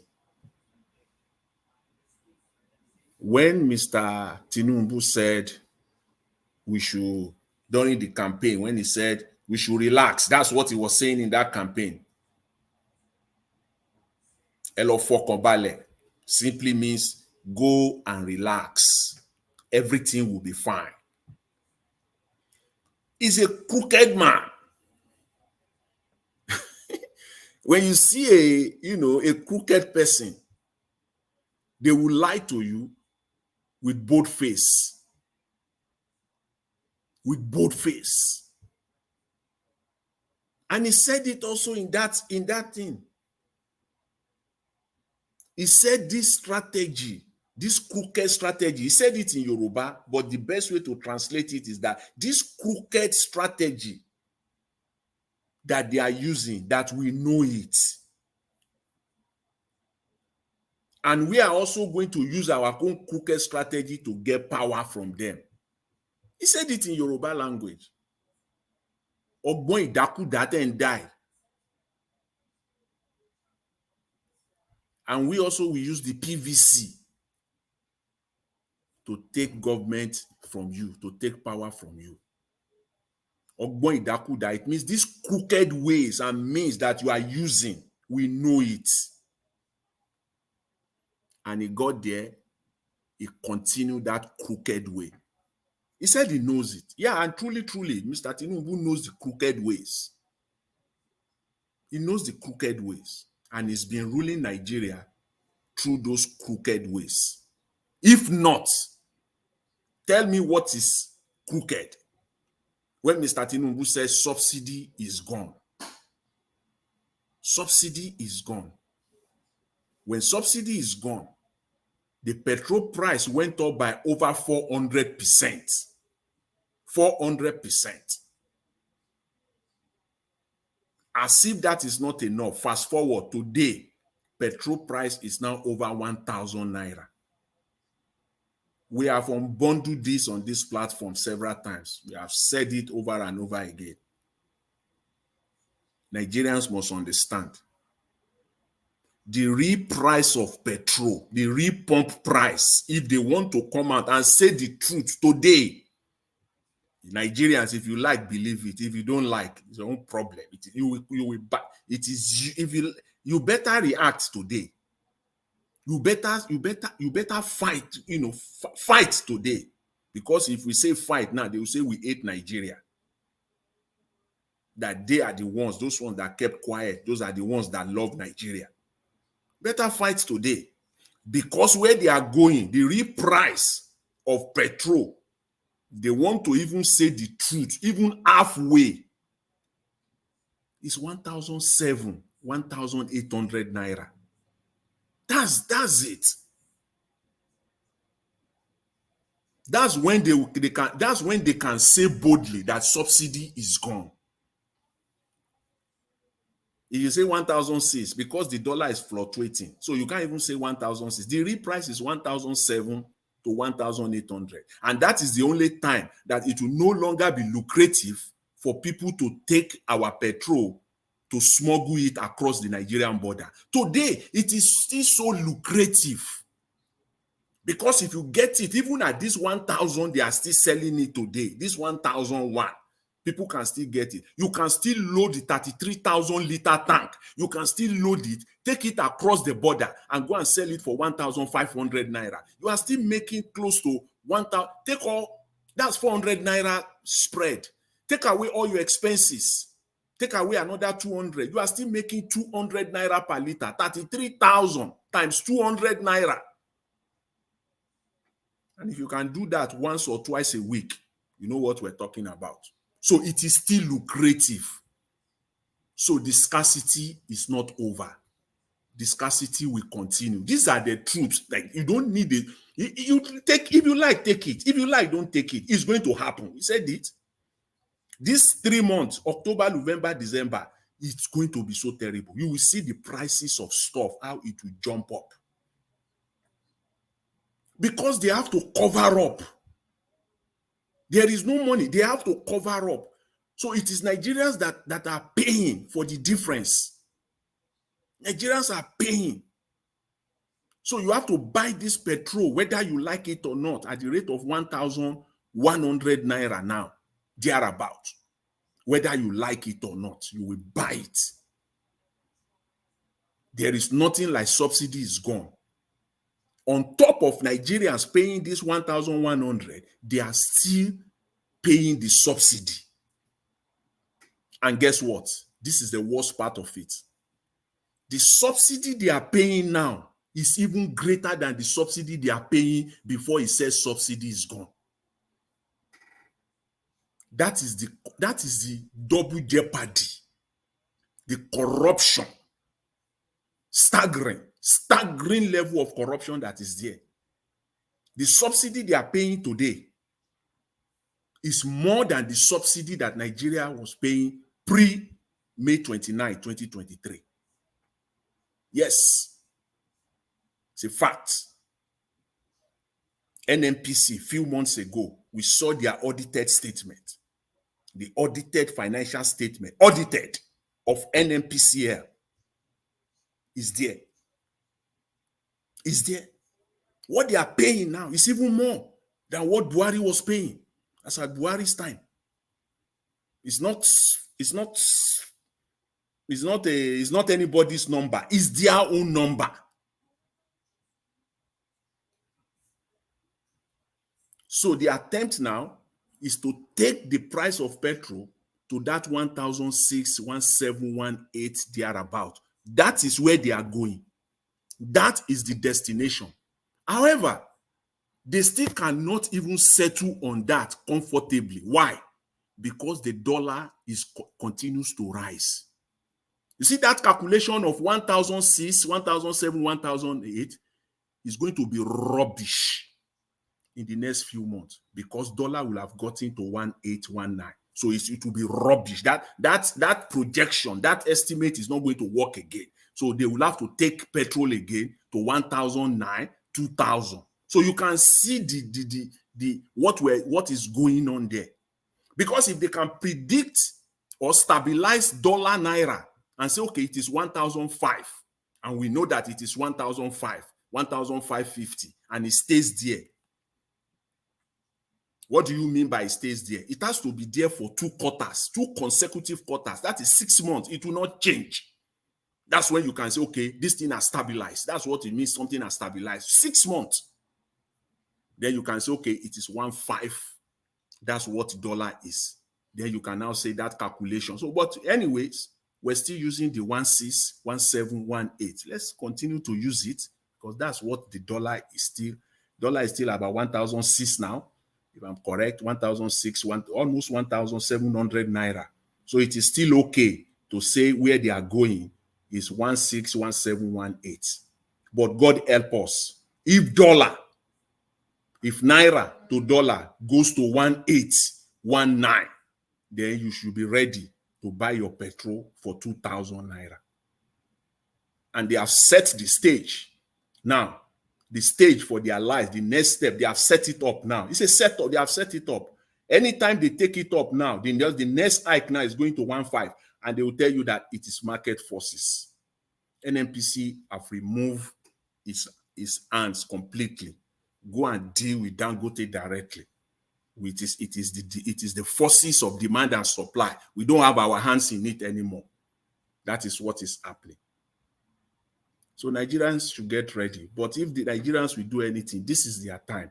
But how deceptive this government could be, it is unimaginable. How deceptive they could be. This NLC, you will all recall, told us that the reason they accepted Mr. Tinubu's offer was that he told them at the meeting that if he gives them 200,000 naira, petrol will go to over 1,000.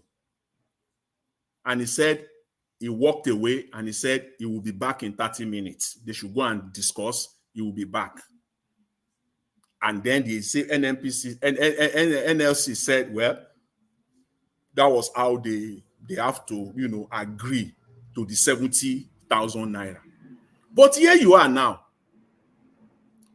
That same price where he told you that he will take it to, you have accepted the 70,000, but he has taken it to that price now, even more. So that is the case of, if you fight, you buy. If you don't fight, you will buy. So why not kuku fight to save yourself, to save the face? You could have stood your ground then, Mr. Tinubu. If you want to take it to, that's so crooked for a president to play that kind of game.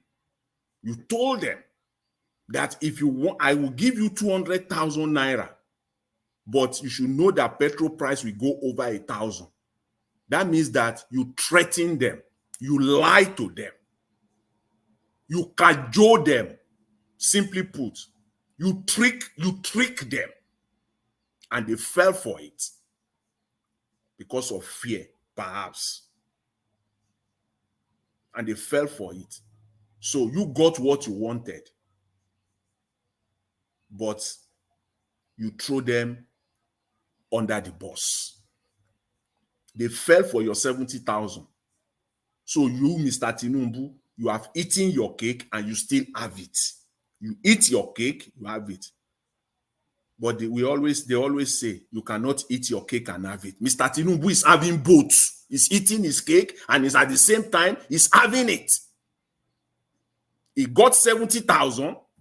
He still increased the price of fuel, almost double it. So he's eating his cake and he continues to still keep his cake, because if you have eaten it, it's supposed not to be there. But he has both and he continues to have it. Oga Jonathan. Yes. Sorry, let me ask you a question. Who owns NNPC? NNPCL. Yeah, who owns it? Now. NNPCL is a company now. It's no longer. It's a private company. If it's a private company, why is he in charge? The federal government, the federal government owns. The federal government. Let me land it. 51%. 51. Okay. That means the federal government is the owner of NNPCPL, isn't it? That's why they have the power to appoint the group managing director. Okay. Now, who are other shareholders that we don't know? And that's the point. That's what Nigeria does now. See, they will not tell you. Their names, to put their names out. The way I have argued on this platform, that who are those people that are bringing money to Nigeria? All these things, all these Cardoso lies, and the Minister of Finance lies. That 30 billion. Anyway, we have talked about that. There is no 30 billion into the Nigeria economy anywhere. And if there is 30 billion somewhere that has been injected into the Nigerian economy, who are those people? We don't know them. But anyways, let me just end with this. Mr. Tinubu is a very crooked man. He knows it. And at this time, if the NLC, let's even leave the Nigerian people, it might be complicated for an average Nigerian to kind of comprehend or grasp all these things. But for the NLC to still be falling into this trap, there's a lot. That means there's so much. Mr. Elvis said earlier that the NLC chairman or whoever, or the TUC, they can fly business class. How they are doing that, I don't understand. I don't understand. Flying business class at the expense of who? Business class. No, they can fly business class now.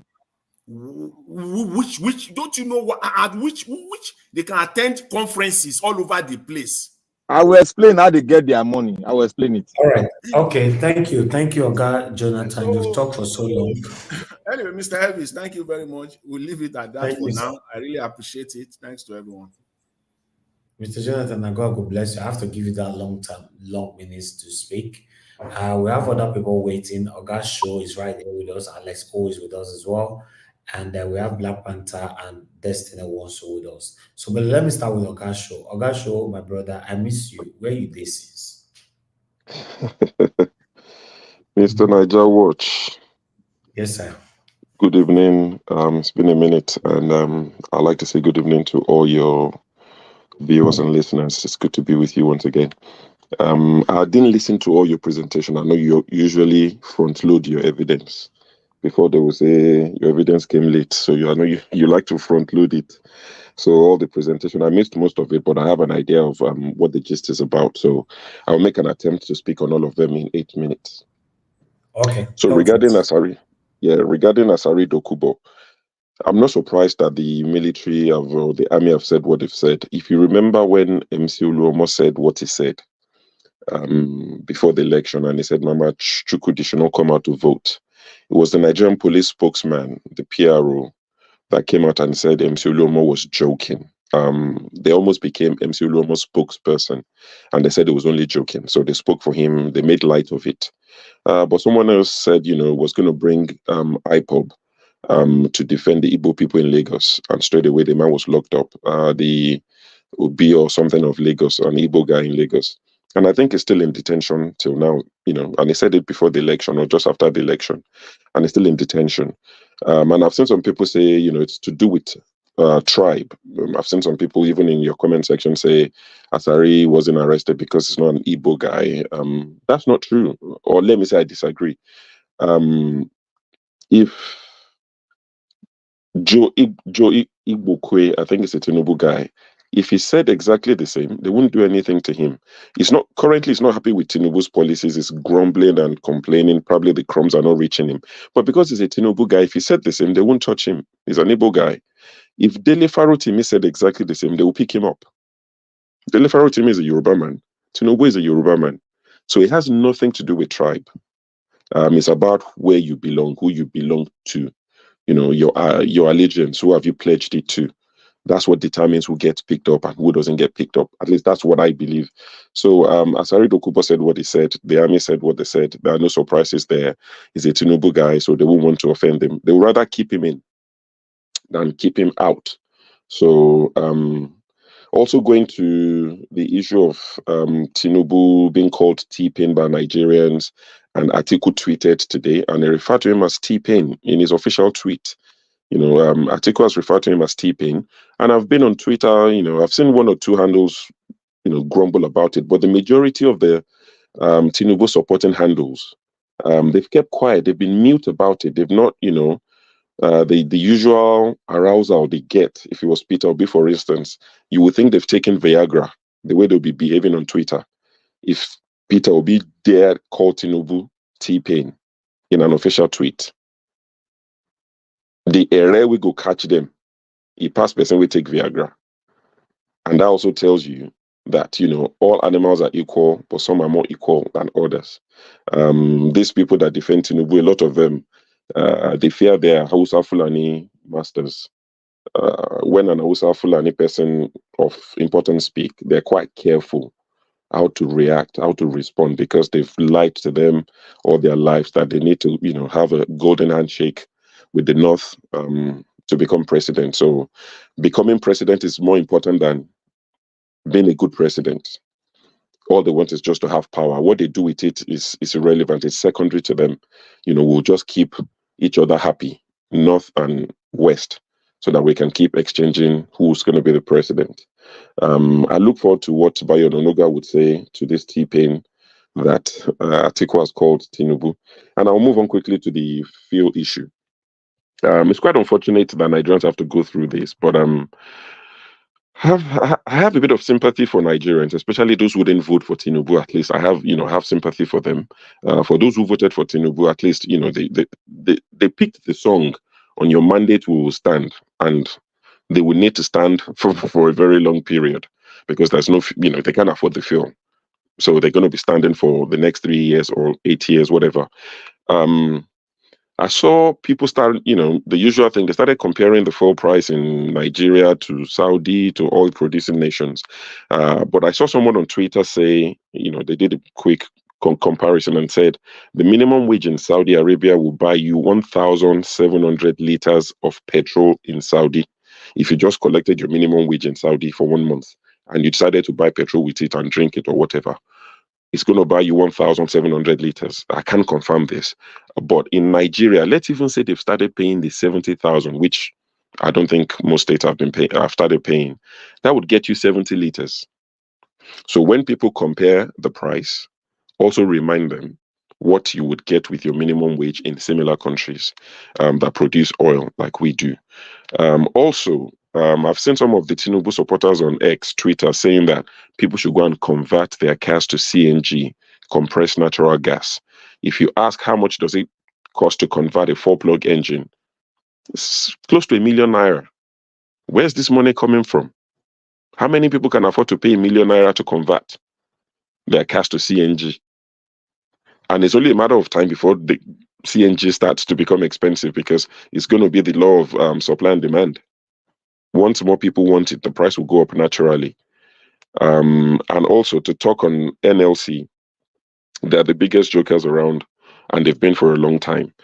Because if you remember, like the previous speaker mentioned as well, when they had a meeting with the federal government, the agreement was that if we give you 70K, we'll keep it at 600 naira per liter. But if you insist on 250K minimum wage per month, we would increase the price. But you've given them 70K, but you've now reneged on the agreement. It's now gone from 600 to 850 and now to 1,000 per liter. So one would have thought a serious NLC would have, it should be automated. We have an agreement, 70K, don't touch the full price. The minute it goes up, it should be automated. The strike should start immediately. There's no need to call a meeting. You will have put things in place that if they renege on this agreement we have, we're not calling any meeting. The next day, shut down the country because they are the ones who've gone back on the agreement. What has NLC done? Anybody who is taking those guys seriously, I don't know. I think you are worse than them. If you're taking them seriously, you're looking to those guys for hope, for direction, for inspiration. Please stop. If you're still doing that, they're not going to help you. They would end up becoming a governor someday. We've seen it before. So look out for Joe Ajero. Probably become Imo State governor at some point. Also, they gave an impression during that conversation that the federal government can control the full price, because for the federal government to be saying, if we give you 70K, we would keep the full price at this amount. If we give you 250K, the full price will go to this amount. The impression I'm getting as an individual is the federal government can dictate how much petrol will sell for. But all of a sudden, they are telling us today that it's not our fault, we don't determine the price. So what's changed in the last 2 months since that meeting took place? Because you give the impression with your full chest that you can control the price. So what's happened? All of a sudden, you can't control it anymore. It's the market forces, it's evil forces, it's village people that are controlling the price. So these are some of the things you look at. And for me, I think the solution will come for Nigeria and Nigerians when the silent majority wake up. How many people voted in the last election? About 20 million people, if that. So that tells you there's a huge majority that don't participate. Probably they're comfortable, they can still afford few things, private school for their children, they can still, pay their megad, they can still pay 1 or 2 things. Maybe when things start to heat up on their side as well, they will get involved. So that huge majority, silent majority, once they wake up, and majority of the people on the federal government side, because no matter how bad the government is, you will still have some people with them. But we need majority on their side. When things get really tough for them, they would have no choice. When they can't breathe anymore, they would join us and the silent majority and will form the critical mass that everybody talks about. Labour is not saving anybody. One organized protest that they are doing at Shoebi won't save anybody. It will be spontaneous. And this is not calling for anarchy, but when the people literally cannot feed, breathe, do anything, they would fight back. I know it sounds crazy that people are thinking, are you saying Nigerians have not had enough? Let me break the news to you.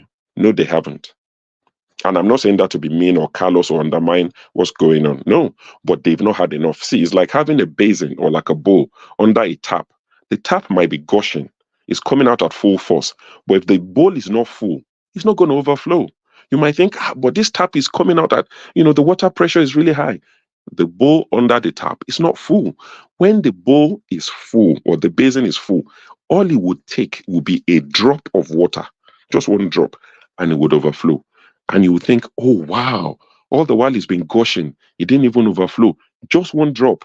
See, what might trigger this might just be one unfortunate person would say, we're introducing some bank levy, 50 naira on every 1,000 transaction, and people will just go mad. Like, we've had enough. It might be something that little that would trigger it eventually. And it might be something big. I'm not saying it would always be little. This is not Disney that, it's not Disney. It might be something big, but it might also be something small. So I think when people have had enough, they would fight back without anybody organizing them. They will push Labour NLC Ajero to one side. Because Nigerians don't deserve this. At least majority of Nigerians don't deserve this. What I always liken the case of Nigeria under Tinubu and Buhari and the people before them, I liken it to a parent. Most of us on this call, are parents. If we don't have kids, it's because we don't have kids, not because we are not old enough to be parents. It's like parents. Mr. Elvis, you live in the UK. So let me talk in UK terms now. It's like you going to pick up a Range Rover, the full option, and you're paying about £4,000 a month on the car repayment. You get a GLC Mercedes for your wife. You're paying about 1,000 every month. You book holiday. We're going to Bora Bora. We're going to this place. We're going to Lanzarote. You're going everywhere on holiday, luxury holiday, first class tickets for you and your wife. And you are telling your children, things are tough. I can no longer buy you Kellogg's cereal. We're going to buy Aldi brand. You're not even stopping at Sainsbury. You're not stopping at Morrison. You're not going to M&S. You're going all the way to Aldi and Lidl brand cereal for your children. No more Kellogg's. You used to take them out once a week on Sunday to eat out. You're telling them we can't go to fancy restaurants anymore, but you are buying Range Rover. You used to have a Mercedes, but you've upgraded, and your children are thinking, but daddy, nothing is changing for you. You're living the same life, even better. How come I can't have my, regular Kellogg's? That's exactly what is happening. You're telling your children you can't have that fancy cheese anymore from Ocado. You can't have it from Waitrose. Everything is now Aldi, Lidl, Pound Shop, Pound a Bowl, Street Market. But you and your wife, you're wearing Gucci, carrying Fendi, you are doing all these things, Ferragamo, all the designers you're wearing. That is what is happening. And that's why Nigerians cannot relate. You're telling them there's no money, but you're buying a yacht. You said Buhari bought the yacht before you came in. Sell it half price. Collect whatever money. Sell it to another useless African leader. They will buy it. Sell it to the Saudi people. They have money. They will buy it. Half price. You've gone to buy a new plane. You've gone to buy a beast, Escalade. S-Class that Buhari was driving is no longer good for you. And you're saying there's no money. And you want the people to understand. You want the people to tighten their belt. When you are making, you are making new holes because the belt is too tight for you. You are enlarging yours and you are tightening the ones of Nigerians. Nigerians can't relate. They can't get behind you. If you give them a clear plan of this is where we're going, these are the sacrifices we're making, and people can see it, then we can say, okay, we're on a journey together. Everybody's making a sacrifice. Daddy has sold his Mercedes, is downsized to a Mazda. Mommy now takes the train when daddy can't drop him at the station. Then the kids can get on board and say, you know what, I'll have that cheap Kellogg's or cheap cereal. They can understand. But nothing's changed for you. Even it's getting better for you. And you're telling your children to understand. That is exactly the case of Nigeria. So when Nigerians are ready, Nigerians know what to do. We've not had enough. And like I said, I do not say that to spite Nigerians who are suffering, but I feel like when it gets to a point, we keep digging holes. They say when you chase a Nigerian to a wall, they'll break the wall and keep running. We will get to a point, there will be no wall to break. It's either we jump down the cliff or we turn back and fight. And I think that would happen when the time is right. Thank you very much.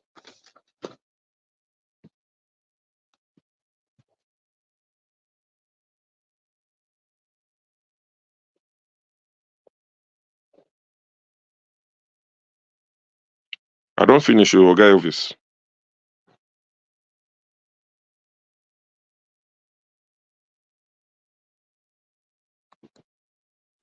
It's like it's like Oga is not that.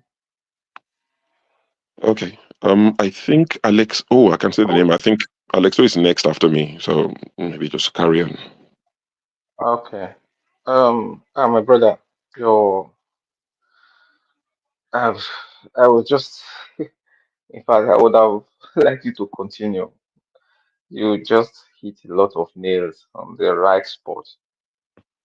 I want to greet everyone. Before this will come back on, I greet the panelists. I greet Nigeria Watch family, Mommy Diaspora. God bless you.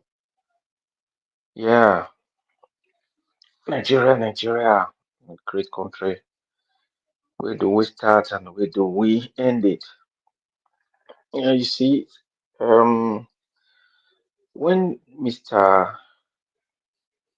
Tinubu was doing his campaign, or he made a speech somewhere, which I noted then, he said he's going to reduce the purchasing power of Nigerians. You know, he did say that he's going to reduce the purchasing power of Nigerians. And maybe many of us took it for kind of slip of tongue. I think he really meant it. From the way things are going, he meant what he said then. Nigeria has never been so bad. I mean, the situation, it has never been this bad. At least I grew up in Nigeria. After many years in diaspora, uh, I'm still very current about Nigeria. In fact, I have businesses in Nigeria.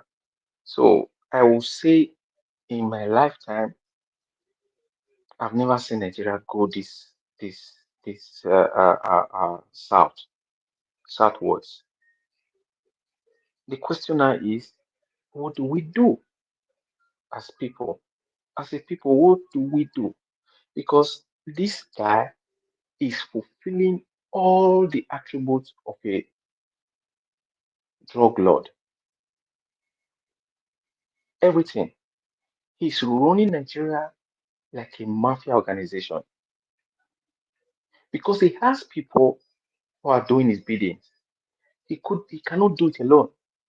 But there are people that are there that are willing to do the biddings. That is why we have to have another strategy. Like my brother just said, the majority, I mean, the good people who really love the country have to come together to counter this guy. If not,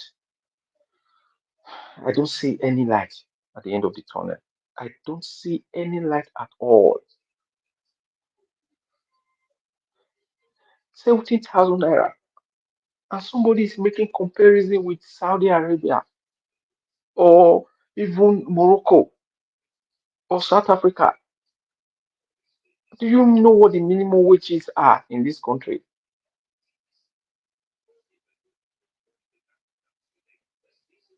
Nigerians are just existing. They don't live anymore. They were big difference. Nigerians just exist now. Majority exist. There's no life. They've been reduced to simple. In fact, even some animals live better the way people now live in Nigeria. And then you still have some group of people, especially those in the diaspora. I get so mad every time I hear some of them still talk that things are okay, that the people are not working hard enough just because you have the opportunity to be here. That is wickedness.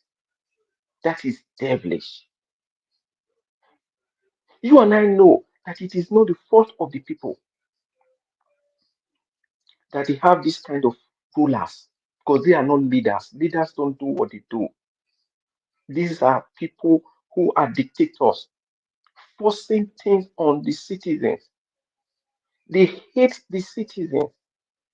Everything that is evil comes to the citizens. Why? Why should Nigerians go through this pain? Why should they go through this pain?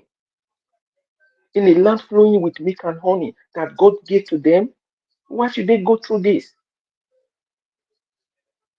This wickedness is at the highest level ever. Sometimes I get confused. I don't know. How do we go about it? What do we do? Like my brother just said, or the previous speaker, the time will come. Nigerians still have to, there's a choice. The majority still have to take the ball. The majorities, they still have to make this decision. It's going to be very, very decisive decision that is going to turn the country around. Because if it continues like this, there is no way out. It's going to go worse. The price of 1,000 is just the beginning. 2,000 is not even. It's not even where we are heading. It's going to go above that. So, my people, if anybody has any suggestion, anything, let us begin to talk about that and see how we go about it. I see doomsday coming if there's nothing being if there are no solutions that we can think about. Me, I'm short of these solutions. So I'm urging every other person, if we have anything, to put heads together and put it out there and keep talking and keep talking and keep speaking about the ills that have been put on our people. So I will yield now and let the next person just speak. I'm kind of tired. Thank you very much. All right. Mr. Alex, oh, thank you, sir. I appreciate you for your submission. God bless you. All right, guys, help us to press on the like button, help us to share as we move on right now. Mr. Jonathan, thank you very much, sir, for always being there. I appreciate you. Thank you so much, my wonderful people. I appreciate you, every one of you right there.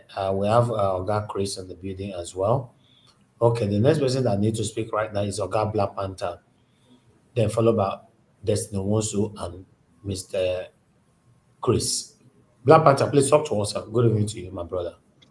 Thank you, Nigeria. Good evening. Good evening to everyone. Good morning, good afternoon. And I want to thank Mommy in Diaspora. Thank you so much, Mommy. You're a diamond.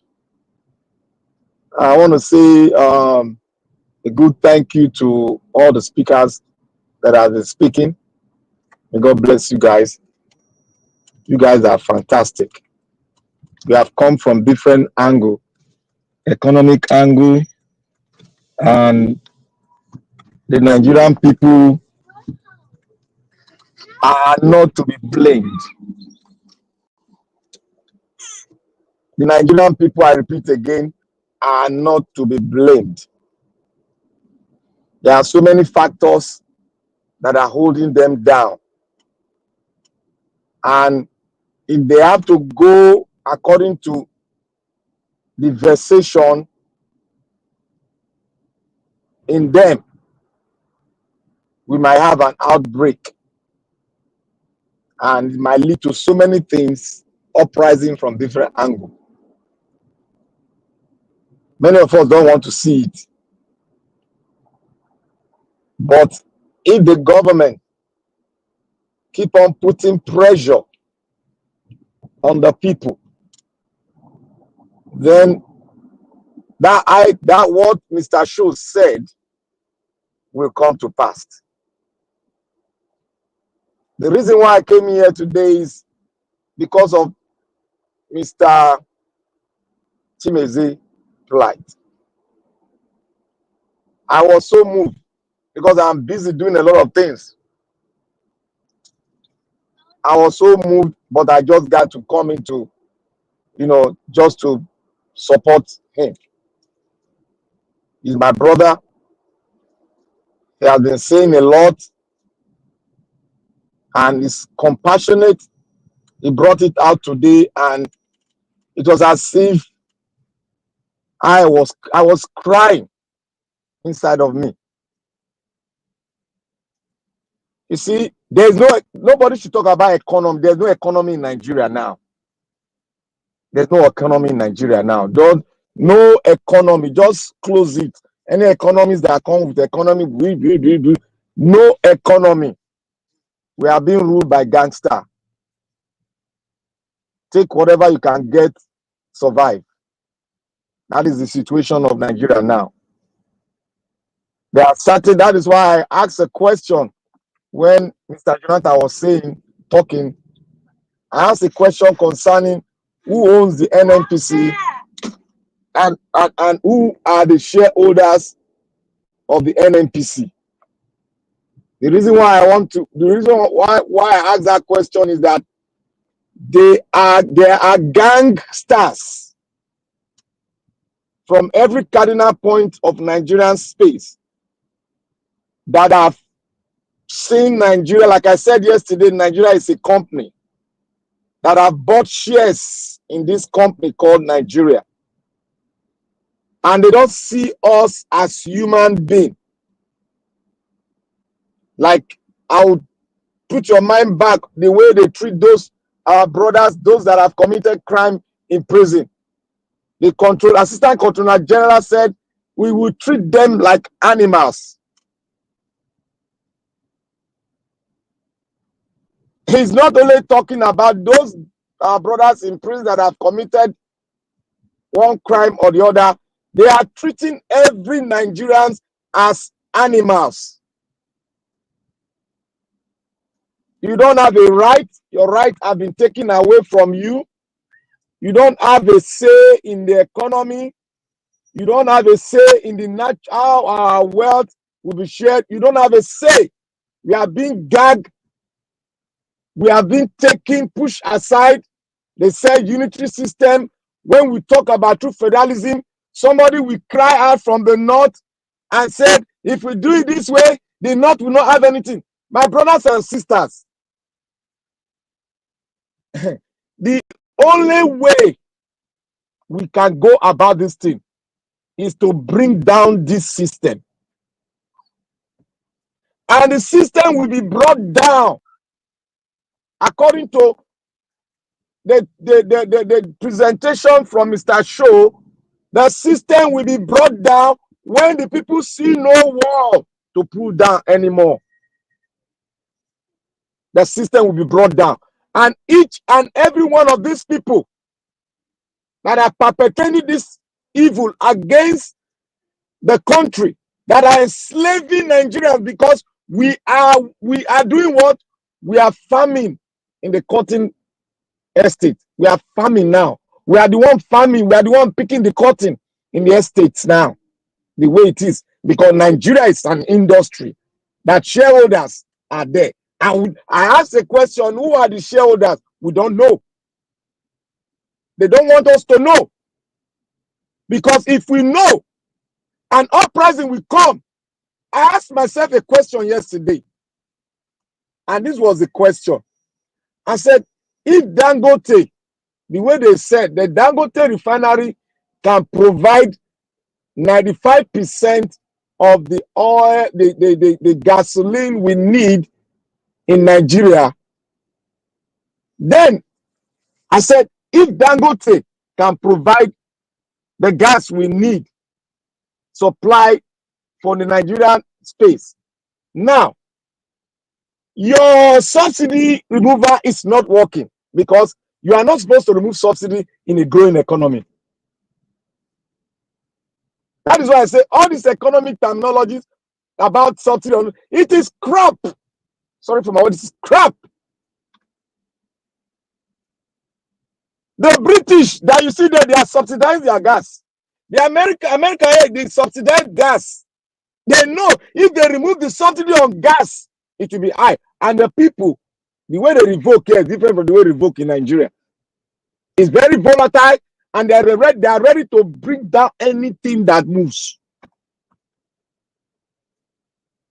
So now, why is it that the government, since the subsidy they remove is bringing us down into the cave, that we might not be able to rise up again, and the only option we have is to crash the system as a whole and start afresh? Why did they not just say, put back the subsidy, let the subsidy go to one stream for Dangote refinery, so that we can be seeing the money as it goes down, as it goes up, we know that it's going to Dangote refinery.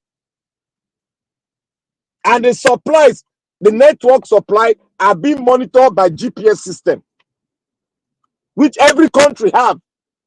But Nigeria refused to have it. The question now, why is it that they don't want to have it?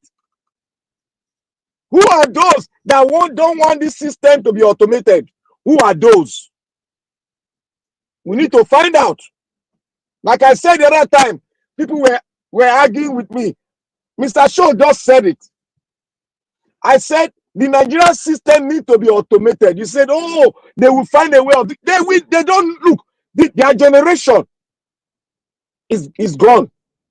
They don't know what is obtainable now. They can only buy it, subscribe to it, but they don't know how it functions. Because they dig their hand into it, the automated system will grab them. You cannot clean it out. You cannot clean it. It's right there in the system, the server. You can't clean it because you don't have access to it. You can shut it down, but you cannot clean it. We need an automated system in Nigeria when the subsidy is put back into it, because we need to bring back that subsidy. If not, the Nigerian space will never survive what is going on now, because it's an estate. We are all in a cotton. We are farmers. We are farming for them, for their own survival, not for the survival of the Nigerian people. Nothing is moving in Nigeria. Nothing. Nothing at all. We in the diaspora, we are the ones surviving them now. Go and look at the amount of money sent down to Nigeria last month. If somebody have access to it, let it bring it out to us. Nigeria in diaspora is surviving the Nigerians now as we are talking. All my body they peel. It's only a man that does have compassion that will not do the needful, that will not give when he have, that will eat all what is in the pot to himself. That is satanic.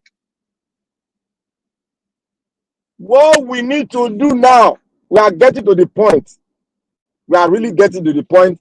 And when we get to that point, the whole system will be brought down and we'll fish out all those that are stealing our money. It will be a justice that they've never seen in the history of Africa before. That is what's going to happen in Nigeria. I bet it that is what is going to happen. Because we need to do this to lay examples for the future of the country to be bright. We need to do it. It is an aberration. We in the 21st century, the Nigerians have been a slave. The entire Africa is in slavery. It's in slavery. We don't own our future anymore. It's in slavery. We don't own our future.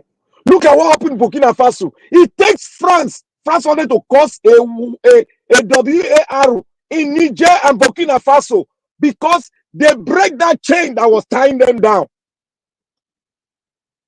People are saying, oh, we need democracy. You need democracy when you don't even have the people to manage democracy. We cannot manage this democracy. We have to forge and have our own system that we can manage, putting our tradition into it, putting our culture into it, and putting the minds of those in diaspora into it. Because as it is now, we cannot go home. We cannot go in and out. Put on masks, go in and out. Because you cannot see people begging when you have, you cannot give. They are Nigerians. They're the futures of Nigeria. Mr. Nigeria, may God bless you. This system cannot work. No economic terms can make it work unless we bring it down. I stand by my word. Let any SAN, let any economic advisor come here to tell us how the system will be normalized. Let him come and tell us. Thank you, Nigeria Watch. Okay, my brother Black Panther, thank you very much, sir, for your submission. God bless you. I appreciate you. Show, I appreciate you for your time with us earlier on. Thank you, Mr. Jonathan, for your submission. Mr. Shimize, thank you, Black Panther, once more. Then we have Oga Destiny with us before Oga Chris. Mr. Destiny, if you're there, sir, good evening to you. Talk to us. I'm here, Mr. Najawad. Talk to us, To sir. everyone. Thank you very much. Good evening to you once Good evening, Mommy Diaspora, and I greet everyone listening to us. My problem in Nigeria is this. I got tired of blaming all these our politicians nowadays because I believe they are not our problem. We the citizens are the problem because sometimes when people, maybe some group of people call for protest now, we will still come out and be condemning, but we will not organize. We will not say, okay, whether the way they bring the protest is okay or is not okay. That will not be our problem. Our to condemn it totally. Sometimes I'm confused, and I'm continuing to think: is it that maybe some of us politicians have given us something that make us always, when people are trying to make things, we just come as if we are clean to just counter what people are trying to do. Whatever those people they are doing the protest, whether they are doing it good or they are not doing it good or hence that the thing is not working. Immediately they bring any solution, anything that will make the country okay. Is it not good for us to support? Rather, why did they announce the day of the protest? Why did they talk? You that is condemning, why did they announce? You did not even bring up any day. You did not even come out one day and said, okay, I'm starting my own today. No. All what we want is we'll condemn, we'll condemn, we'll condemn. Whether they do it right, they do it wrong. But what we know that these people, they are trying to make sure that this country work for each and every one of us. Why won't we all support and try that the protest work or whatever they are doing work? One of my brother here said something that if the thing gets worse, that we will come out. The one looking at Nigeria, nobody will come out. Because those wicked, devilish, hearted politicians, they have bought almost all the whole Nigerians. Because some people that we have, even here with us, this guy's not taking. Because if you look some kind way so many people speak, you know that that country is finished. Because they will come and paint some kind of things to you, paint it, but when you bring out some kind of solution, they'll say, this your solution is good though, but it cannot work now. You know, like this. They have already discouraged many people with that statement. That's why I don't know how are we going to make it possible. It will be very, very difficult. Because we don't know who is who. We don't know who is not who. Everybody right now, to me, is suspect. Because everybody, when people don't bring up issue, you come here and condemn. We go to the other place, you condemn. There's no way you said, what they are doing, although they are not supposed to do it like this, but I will support them 100%. I will do whatever I will do. Let them do it. Let it work. No. Everything that we want anybody bring, whether it's your enemy, because these people are doing us bad. Whether it's your enemy, but this person came and said, let's do it this way. Because these people are suffering, each and every one of us. Why not you leave that your anger and that your hatred and say, this country is because of this country, let's do it like this. I will support these people. No. They'll say, you do it like this, you are not supposed to do it like this. And you did not bring your own suggestion. Okay, they announce it. Before the day of their own day, they announce their own. Why don't you start your own before then? If they will join you or not, then we'll condemn everything. So that's why the country is like that. It will be very, very difficult right now. Everything has, according to, they'll say Dabaru, Yoruba food. It's Dabaru already. It will take a long time for us to start. We are going to start from the scratch now. Because most of us, the youth, we are getting, they suck our blood and put money inside us. Everything that we only think about right now is money, money, money, money, money. And all those politicians, they know. If they check you that, this guy worth so amount, they'll bring something that worth more than that amount for you. And we have some kind useless, we have some kind of people that don't control themselves. when it comes to money. They don't know how to control themselves. Immediately you offer them that kind of thing, they just see it, they say, my life, I've never seen. I don't even want to think if I stand in the right position, I will get more than this. So, they don't offer him or her that thing. Everywhere is gone. You support those politicians. That's why you see somebody will come out and is supporting Wiki. A youth will come out at this time with the hardship, supporting Wiki, supporting Jagaban, supporting Oshomole, supporting Obaseki, supporting all of them. Definitely, we are finished. No matter what, condemn any one of them. If you see where they are doing good, say they do good here, but in this one, no. Not everything you support.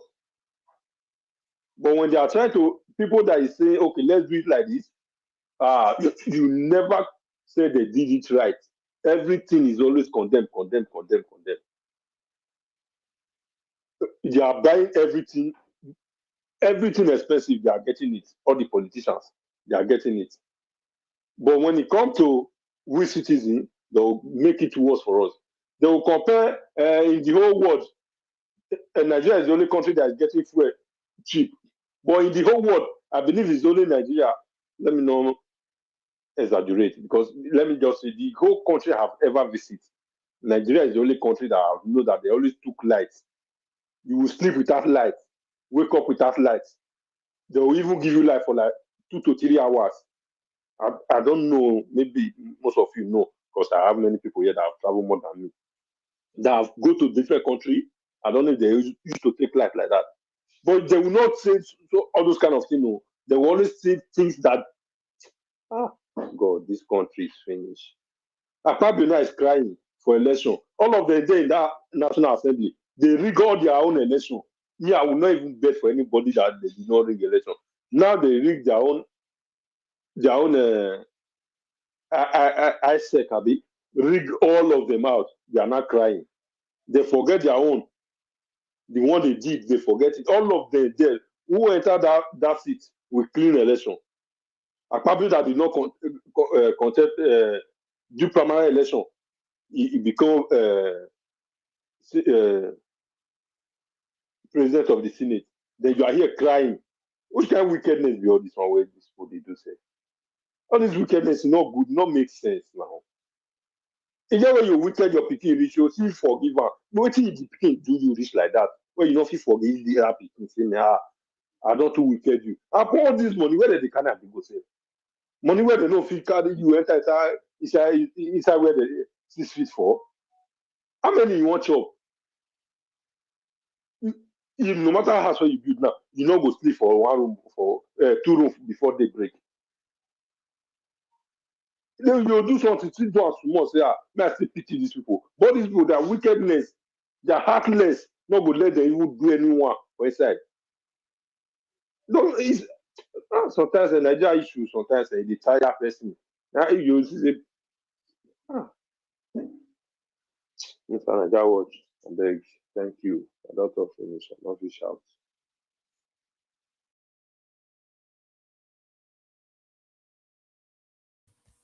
Yeah, well, Oga Destiny, thank you so much. It's good to be with all of you again. Mr. Njawas, good evening, sir.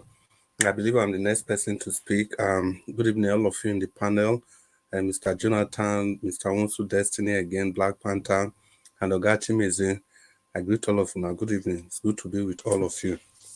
And people in the comment section, I just want to say good evening to you all. Thank you for the beautiful work you are all doing. May the good Lord continue to bless all of us. In as much as we try to carve a pathway for the success of our nation. Yeah, but the battle is tough, but it appears that nothing is being done. Can assure you that so much is being done, but I'm very positive that when we are able to coalesce our energy towards a single direction, I'm sure we're going to get victory at the end of the day. Mommy Diaspora, good evening to you, Mommy. Thank you for all you do. It's good to be with you again, Mommy Diaspora. Thank you for taking charge of the comment section, and thank you for bringing orderliness to the section and your constant support every day, 247, every day, every single day of the week. And thank you so much. It's good to know you're always there. It brings a kind of confidence that everything will work finally well. And at Iron Finest, I see you in the comment section. Thank you so much for holding this panel and still finding time to write. And Oga Abuazi, I greet you. I greet my well, Madam Iron Finest, Oga Abuazi. Thank you so much for all you do. And everybody on the comment section, I see all of you. Good evening. The people listening to us from all over the world, I just want to say good evening to you all. I thank you for the beautiful work you are doing. Keep the commentary flowing. Use the like button, use the share button, and let's get this going. Well, I met the speaker that was talking before Black Panther. I think the story, like we keep saying, the story are basically the same every day. Everything, so many things are changing, but yet everything looks the same. Nothing is changing. So many movements, but no progress. That is when we look at it from our own perspective. But actually, Nigeria is actually progressing and it's moving in the perspective and the direction of the people that Nigeria truly belongs to. I'm not one of the school of thought that will want to blame the people that are already suffering the brunt of what these our political leaders, all of them, no one of them left out what they are doing. Because I believe the people, they've been so disenfranchised, disenchantment, every word. They've tried, they've done all they could. Each time you break their hope, they are resilient, they want to stand up again, and each time they keep meeting with different forms of opposition. Devilish opposition, military opposition, every form of just religious opposition. Just name them. When the people want to talk, it's either the thieves in the religious circles. They will be saying all manner of things, gaslighting people, blackmailing people, guilt tripping people. And after that, the elders will come in. They want to tell you how to talk to elders, that no matter what, you have to respect the elders. I don't know if somebody has been a thief all his life from childhood and the person now gets to 80 years is still a thief. So that means you have to continue to respect that person just because he's 80 years. For me, it doesn't work like that. And after that, you have your maybe the so-called loved ones. Anytime you want to do something, people are quick to remind you. So a Nigeria matter, I'll make you put them for shoulder, maybe you not put them for head. The point of this is that there are just so many things that are holding the people back. So many things. Even when the people want to try and emancipate themselves, but it becomes so difficult because the forces the people are fighting against is just too much. Like somebody once said, you don't need to judge me not until you've walked in the shoes that I've walked in. That is why even the people during election, people say a lot of things. Why are people collecting money? This, that. But we forget the situation those people. I'm not making excuses for them, but in the same vein, I'm not going to blame them completely for everything that is going on because they were not saddled with the responsibility of leading the nation. People were voted to do that. During MKO's Abiola's time, people came out to vote option A4. People defied all logic and they came to vote. 1999, they did the same thing. And considering what Obasanjo did with his election, I don't think any person in his right senses would want to participate in anything election again in Nigeria. But still, the people continue to show faith in the process. They continue to show faith in the process. They continue to vote time after time. Obasanjo did all his shenanigans and left. And the next set of leaders that we have, they've just been taking the nation from one deep hole to another deep hole to another deep hole, not until we finally get to the black hole. If you get to the black hole, it means the depth of darkness is just going to continue. It's going to be endless. It's going to be timeless. And that is abyss. And I pray sincerely that Nigeria does not fall into that abyss of darkness, if I may borrow Madam Rita's word. It's bad enough to be in the abyss. It's now even worse that the abyss is completely dark, nowhere to go. Well, the lesson in all this is that we need to understand that our nation like we usually say, our nation. It's not really ours per se. It is their nation that we are living in. And these owners that I keep talking about, they are not fixed. It's not whether an so and so person, no. Even some of us that are under oppression today, some of us that are the downtrodden today, if we find our way to that echelon, that niche of people that controls the nation, will become one of the leaders, one of the owners. All we need to do is to sing the Hallelujah dance, the Hallelujah song, and we dance the macabre dance with them. That's all, and you become one of them. Who could have thought that some strong politicians, some seemingly Democrats that we see today, they have turned themselves, that we saw in the past, they've turned themselves to object of ridicule today. Who could have thought that the like of Oshomole, who fought Obasanjo to stand still, is not the one that has gone against everything that democracy represents? Who could have thought that Oshomole, that Edo Lights, marched around Benin City for when his mandate was stolen? Every day when it is time for court, the downtrodden people, the common people that we are blaming today, they leave their market, they leave their shop, they march with Oshomole to the courts till he got his mandate back. And after he got his mandate back, good. Second term, he won it clean. But when he was now saddled with the responsibility of handing over power to his predecessors, then Oshomole started to show his character. And since that time till now, he has been going down and down and down the drain.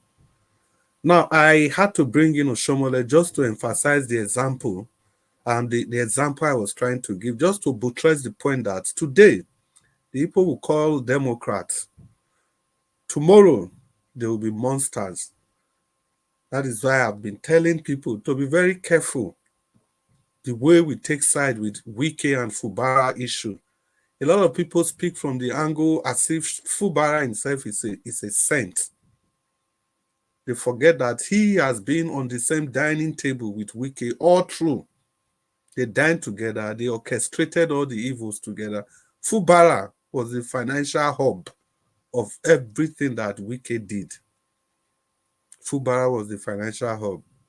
How much is the EFCC charging him for?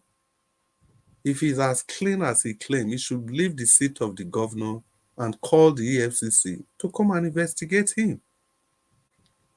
They needed to make him a governor, otherwise everything that Wike did, together with Fubara, will become a thing in the open space. So, this is another example why we should be very careful how we choose our heroes in Nigeria. The best thing or the safest thing, let me not say the best, the safest thing for any person to do at any point in time is just to stand on the path of truth, on the path of fairness, on the path of justice, on the path of equity. Not equity as defined by yourself. Equity as how it ought to be. That is the way forward. It's a potential way forward. Let me not say the way forward. And all the freedom fighters, they should learn. They should really learn to fight together instead of fighting in disunity. Instead of being at daggers drawn with each other. It's not going to take us anywhere if we continue like that. My brother Awonsu Destiny, you talked about people forgetting their anger. I completely agree with you. And that is where I call on Showore to forget to drop some of his anger. He has the energy. I think with his energy, he can collaborate with other people in the same fight so that we can bring this to a logical conclusion. It is either people are going to take part in that election and they ensure that before the elections, all the elections, before they take place, that rules and regulations are clear. All the gray areas, all the I's are dotted and the T's are crossed before any election in going forward. Because you're not going to get victory from the courts. The court that's headed by who? Kekere Eku. The person that made somebody that was fought in an election number one. And so many other cases like that. Person has already threatened judges left, right, and center. It ought not to be so. There's no justice in the courts. Because the courts, the police, everything is wrapped in the fingers of the executive. Nigerians, it's a long way home. And the earlier we start the journey, the better. But unfortunately, we have not even started. We are not even on the right path. We are not on the right track. Because the politicians, the owners of Nigeria, let me use the word, they've been so wise that they were clever enough to divide us with religion, tribalism, and ethnicity. It will shock you to know that people are still campaigning, are still supporting Tinubu today just because of the region he comes from. And it's like that across the across the state of the federation. Otherwise, if Nigeria would have erupted, the 8 years of Buhari was enough for people from the north to protest, but they kept quiet. When a sitting president will be recruiting Boko Haram, terrorist people back into the military. People that the atrocities they committed, they've made so many people orphans, so many people widows. The widows and the orphans are still there in the IDP camp. And the people that did this, you are recruiting them back into the military. And Buhari and his cohort, they have the audacity of telling Nigerians that repentant Boko Haram, they can rise to become the president of the nation. And it's not funny. It's almost going to happen. That's why you have a Shetima now as the vice president of the nation. He even called himself that. He called it openly in one of his public outings. He said they call him Boko Haram a terrorist sympathist. Of course, he knew it. So people, like I said, the road far, the way they do, so we never even start at all. We never even start. That is why a station like this ought to be supported in every ramification. Because it is continuous talking, it is continuous enlightenment that will first do that mental emancipation before people cannot physically act. Because if you don't emancipate yourself mentally, there's no way you can move yourself forward. You cannot move your nation forward. Well, there are so many things to say. It's another evening of Pelican Brief. Let me just keep it hanging for now. Once again, Mr. Anjaos, thank you so much, and good evening, Nigerians. I think we've all spoken, so we'll just go on our second presentation. But before we do that, yes, our final submission, for 4 minutes, sir. Yeah, before we do that, beautiful people, please, let's use the like button, let's use the share button, and let's use the dollar sign, please. It's your responsibility. Like Destiny Wonsu said, we all have to work together. It's an opportunity to do that. I think somebody said earlier, they push you to the wall. Stop digging. Fight back. As easy as liking this broadcast, as easy as sharing this broadcast, you are actually fighting back. Please, let's do that and use the dollar sign. Thank you all. Mr. Jonathan, you want to talk to us if you are there, your final presentation? I doubt if Mr. Jonathan is there. Oga wants to Destiny. If you did then, may you talk to us, your final presentation. Oga wants to, you still did there, so? I did, my God, love it. Good evening, welcome. Oh yeah, your final Love say Nigeria issue, we will be put out for it sometimes they kill us. Sometimes they enter the channel. I'll just come out because person is tired. It can't be like say we they talk. And the worst part of it, my brother, sir? I beg, make I cut you. No verse. Anytime you enter, no matter it be, may you enter the show. What of the person where they do the show every day? What of Nigeria? If you check comment section, if you check comment section sometimes, you go even they ask Nigerian people are human beings because some kind of people, all the whole country where I see come like saying Nigerian people were the majority self not be human because majority are human being, the few self we for don't make their do okay. Because if you check the rest country, if they hold their government to accountable, so I remember when Ghana, just for some few hours they not get light. All of them are come outside. So if you look some kind of things, you can ask yourself, how are these people? How would they do for this country? I don't come on, I don't background they listen. Because I don't understand, seriously.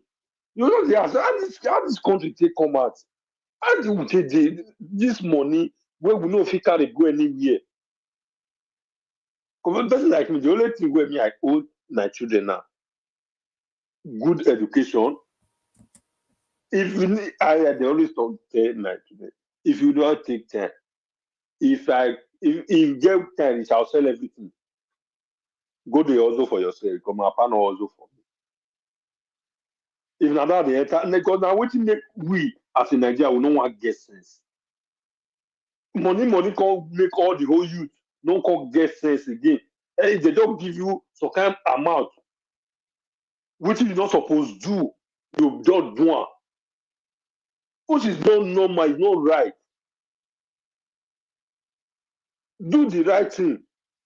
I don't know. Sometimes they confuse human being seriously.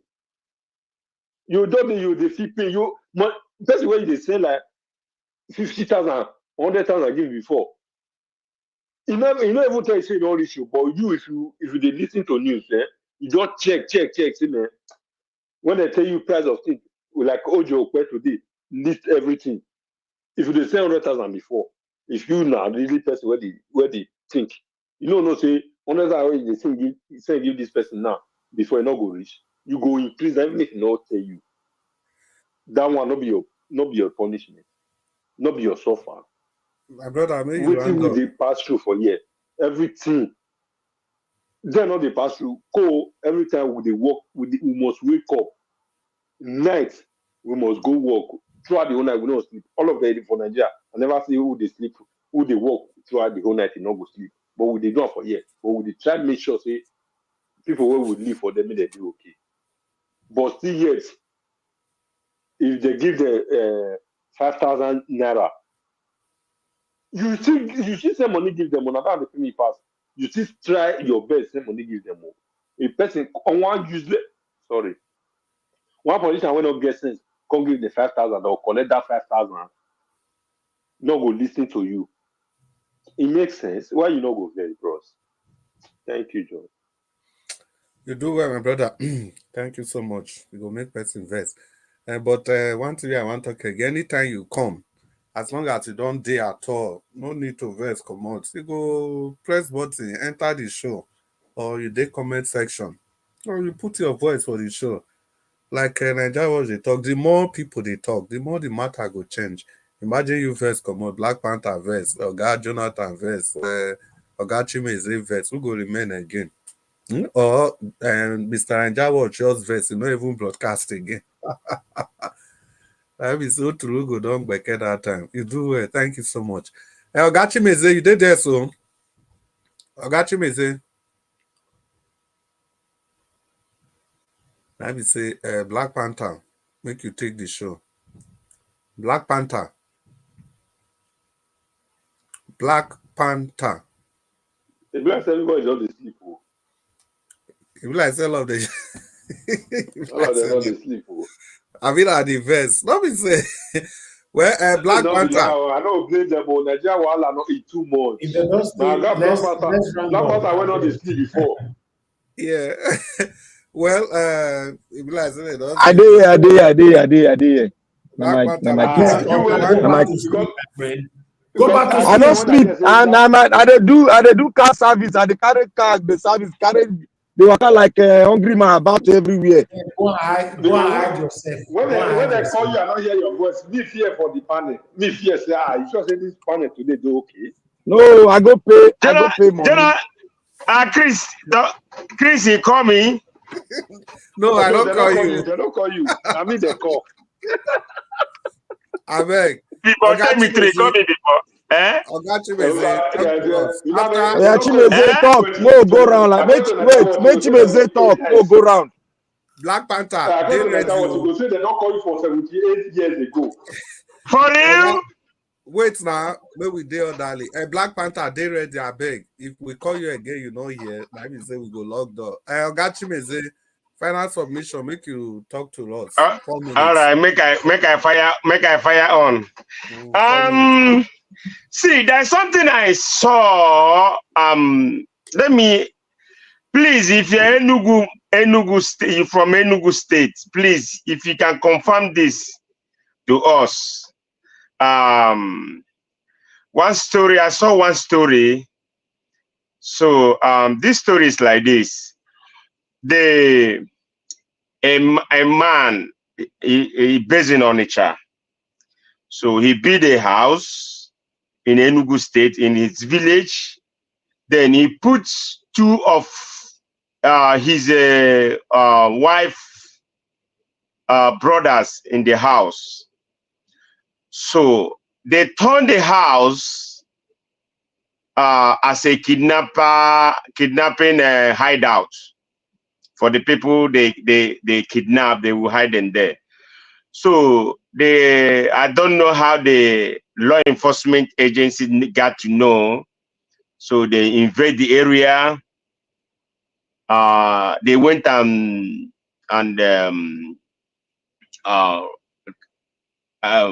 arrest the man, the business guy in Onitsha, that based in Onitsha. But that one doesn't know anything.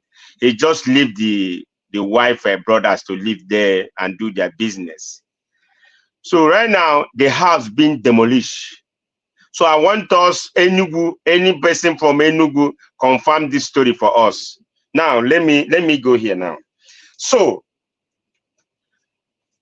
why I bring this, I saw this and it's so bad that yes, we all complain about the politicians, the evil, the satanic politicians and the evil people. Then one of the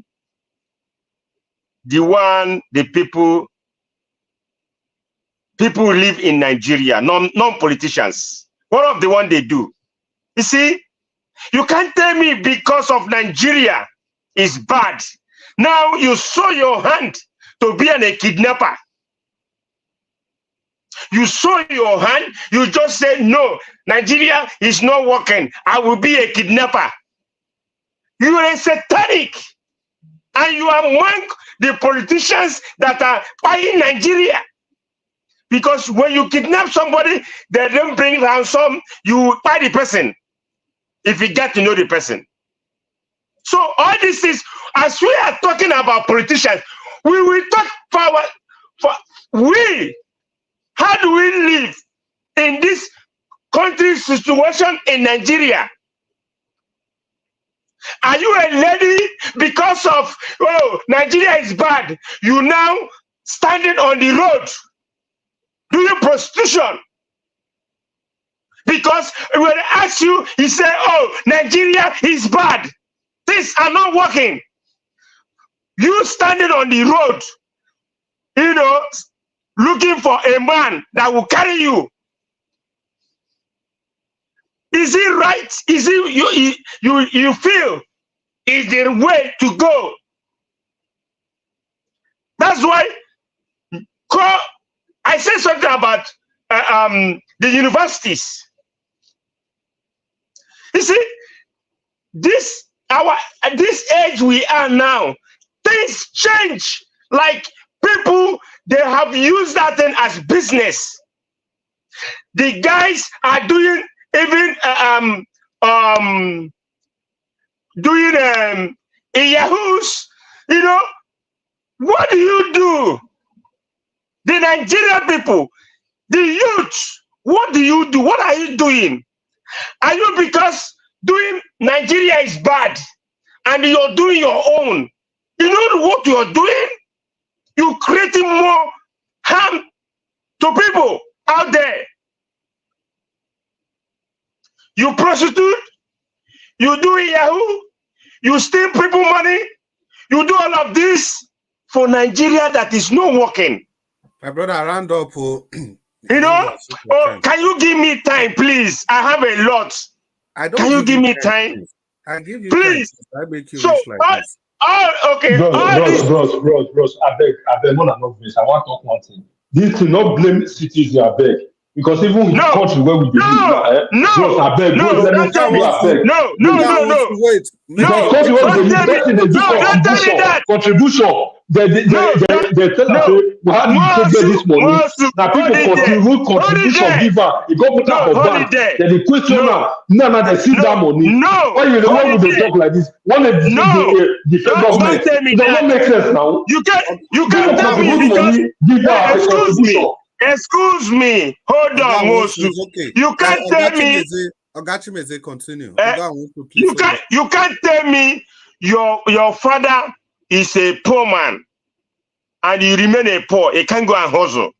You can't tell me that there's no food in the house. You say no, you will remain that way. You need to go and hustle. Not go and do legit business. You can't tell me because of Nigeria. Politicians, Nigeria government are not getting it right. That means you go and buy people, you go and steal, you go and kidnap, you go and do prostitution. What are you talking about? Who is the blame? I blame Nigerians who don't want to understand that if government is getting it wrong, you will do your own wrong too. What do you mean? What are you talking about? He said, I should not blame them. I will blame them, whoever that doing it. And man, you have to put your thing inside. And you, man, I doing this thing too. God, let them go and work. Look at them, help themselves. Because you take them, you give them 100,000, 50,000, 200, 500. That's why everything's not working. If they come out and protest, he say, oh, let them go and protest. You know how you make your money. You know how I'm making my money. What the heck? How do you come and judge? You come and judge don't think that you won't blame them. I will blame them. Tell yourself the truth. What are we talking about? Come on, man. How are you going to tell me that you won't blame them? Because your government is doing wrong. You do wrong too. Eh? Put your thing inside your pants. I got you, is a round up now. Man, I'm not happy now. Destiny, you have provoked me. Don't tell me that. Oga Chimize, that word pants, you don't use those kind of word here. We are not in the marketplace. Now, every time person will correct you, the kind of word. Sorry, I'm angry. I'm angry when I just watch. In fact, that cannot justify those kind of words. I get angry all the time on this platform. I'm still careful and listen to myself. The kind of word I've been careful sometimes. I've been careful, but you never. Don't use that word, sir, please. When you which word? Listen to every single thing you are saying. Huh? Which one I use? You are saying you pants. What does pants got to do with a no. I mean, call it trouser. Don't use that at all. Don't justify it. Okay. And I just watch. I take it back. I raise my case here. Thank you. Thank you, Ogachimeze. I think it's a very good place to raise your case. Can I say something, please, Maga? You go talk. Oga Black Panther, radio. Black Panther, radio. Yes. Radio. If Oga wants to talk, finish now, I go call you. So Oga wants to make you talk quickly, briefly. Yeah, briefly. You see why sometimes if they blame our people for Nigeria, it diverts me. And they tell you, say, for Europe where we this way. People contribute this contribution. They contribute. You give 500, 1,000, pay this one, pay. Everybody pay. They give person, make it whole land. You go put that for account. You go put that for account. You put that for account now. They come check, say, how you take get this kind of money? Till now, you know say that money, the season. Government season, they can't tell us how you take get am. Not be government one. Person who for Nigeria, not they work, not they do anything. You go get busy of account. Government not fit ask am how you take get am. Bank not fit ask am. Then you come out they blame people. They say, I know many more than 20 people for Nigeria will get money where they not fit give account. They get houses, everything. They get it pass everything. Then you call it the blame citizen. Who's kind of sense be that one? When you dey here, you know if you get 1,000. If you get 1,000 for your account, 1,000 per year for your account, how much that 1,000 not come out, not going, nothing they do. They go ask you how you can't say they eat. They will go to bless a person say na God, na the person na be the bad person. Not the government go tell you what you do. Where would they drive for here? You don't ever drive recklessly. You know when you dey drive reach where you know say camera dey dey here. No matter how you dey drive, So because your people, you must respect yourself. Your politician is stealing you. You go and This steal camera too. catch me here. Police not there. Oh. You say this camera catch me now. They must send this thing come my house. You will respect yourself because government will work. And for me, Oga Destiny, I think you've made a point. I also see it like this, but I think the realization is that it's not a one-size-fits-all. We cannot just completely say don't blame the people, or we cannot completely say blame the people. There are some aspects that, okay, we want to hold the people accountable. But for me, the majority of the blame goes to the government, the system. Even this, any system with law. Simple, thank you, my brother. Simple, thank you. Any system with law and order are not there, consequences not there. Things go finally go haywire. The example just happened for here now. Assuming Nigeria was not intervene, somebody will use one word today, tomorrow another person, before you know it will just continue like that. Because people naturally, not be say person some people want just say they want to do bad. But it can happen like that. And some people, if they are under pressure, they want to do what, may I just quickly do this thing. But when you know there are consequences, people will do the right thing. And every sane society, if you tell me every sane society where law no they work. If you drive, you do this one, drinking and driving, police catch you, I beg not day. So if we say leaders, it not necessarily mean say the president but the people in power, you make sure there is a consequence for anything where you do. If you not pay your tax, there will be repercussion. Otherwise, if you leave people alone, that tax money go quick use and take solve another problem.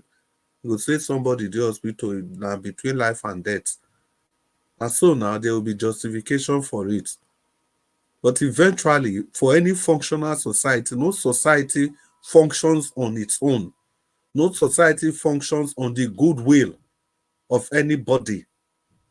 Society functions on the rule of law created by the leaders for the people, and the people are willing to obey that rules, and the leaders and whoever is responsible, they are willing to apply the rules equally to everybody.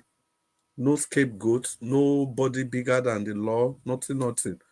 So where there is law, where there is consequences, all these other things where we dey talk, so now so person do this one, and so person not do this one, all of them, everybody go regulate last. Now so, this Oyibo, we go praise them, not be Oyibo people. If you not get what government go they take care of, if you not get this, don't they do this, but if you not get this, don't they. Now so now. So if you still after all this one, you still go commit crime, you must pay for it. It's as simple as that.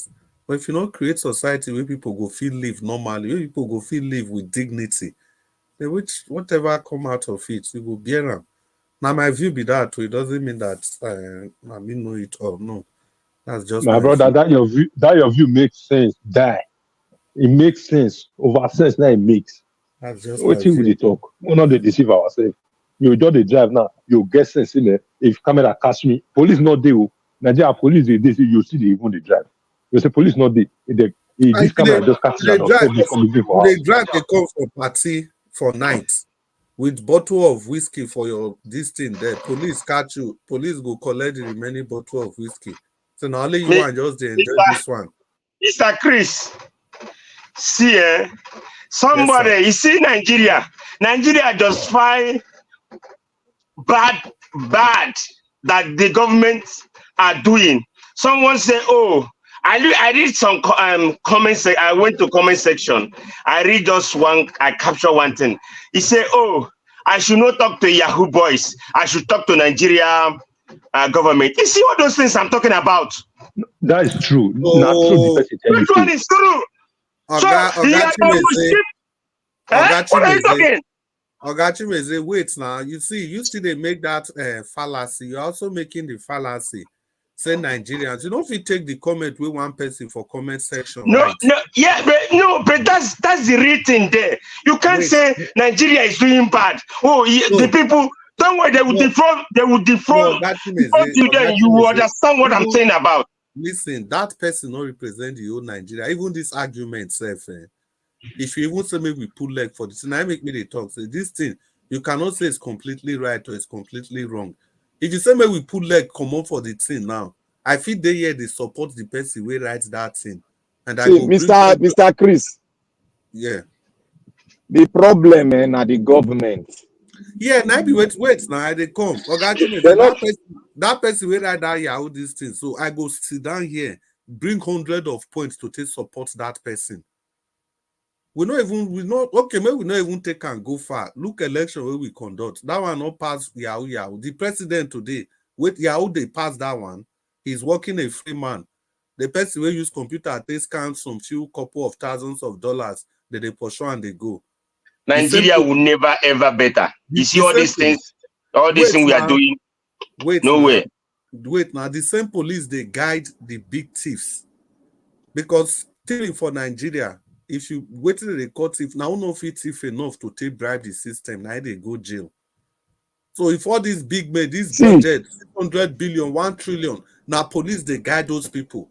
But the same police they control Yahoo. No, Black Panther, you go talk, me I just land. Ogachimeze, the point where they make this, say the reason why we don't need to day hard and fast, say no, it must be like this. Now be waiting, I just give you. So that person will still write that thing. If you want to follow your argument, he has a perfect reason for saying that. But for me, we need to create balance for all this. We not just say this thing is completely black or it's completely white. We need to see the angles where people they come from. But ultimately, no matter the angle where they come from, the truth now be this. The society the way it is, no matter go ever people the blame on the citizen. It is the responsibility. Chris, wait, but let me tell you something. But you can't say the government is doing wrong.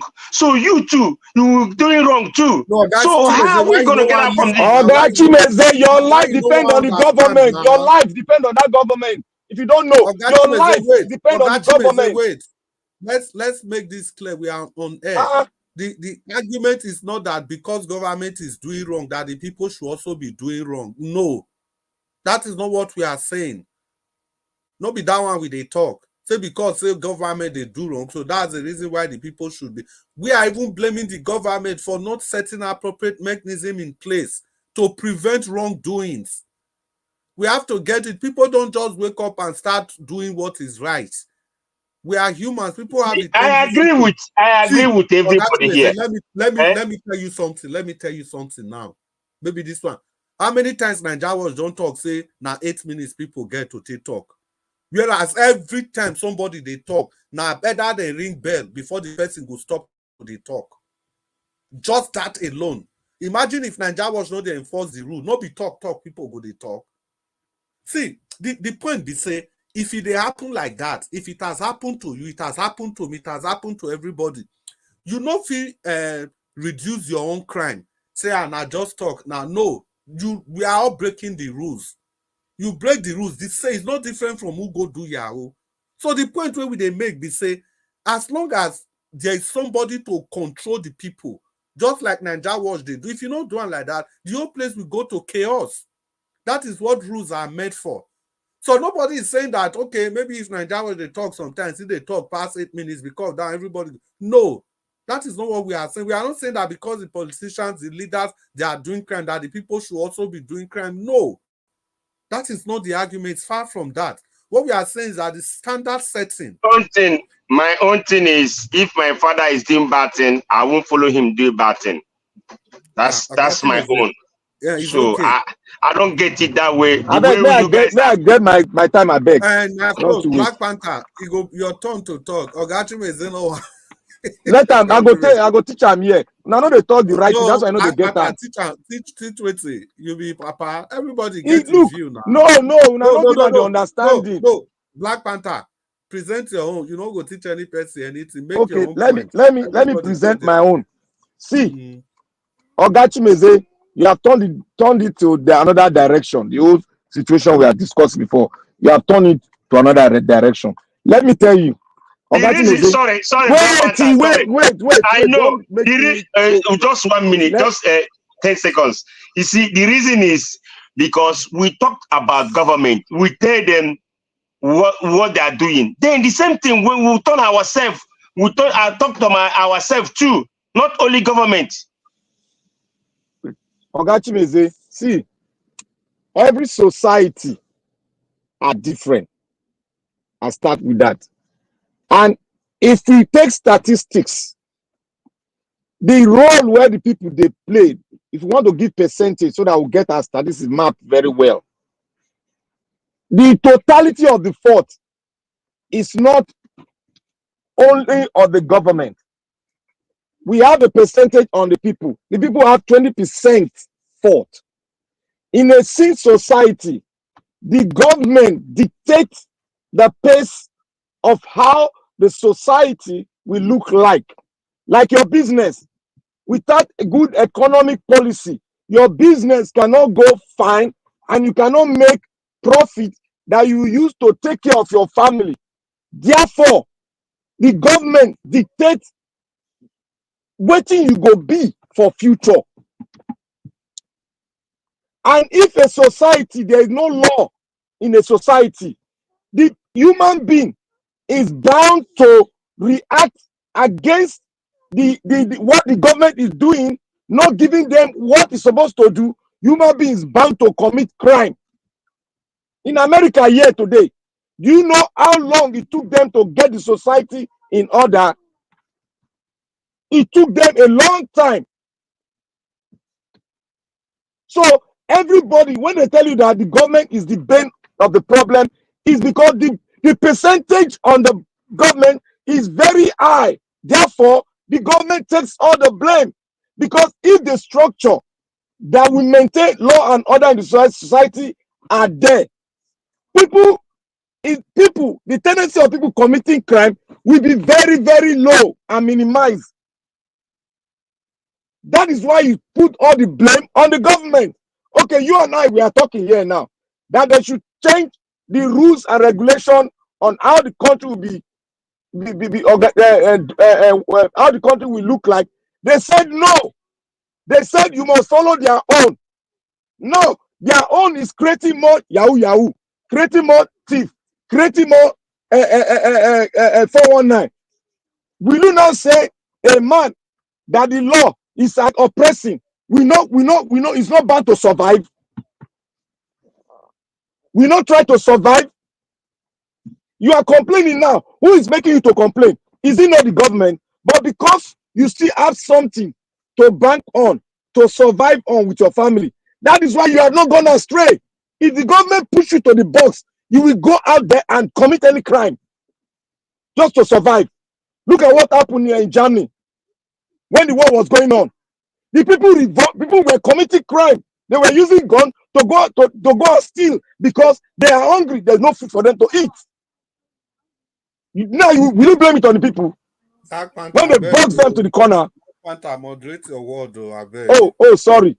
When they box them to the corner, will you blame the people? Look at Nigeria now. Sorry, take them back. Which word be that? I take those words back. Code iron and the other one. Yeah, I take those words back. Sorry, I take it back.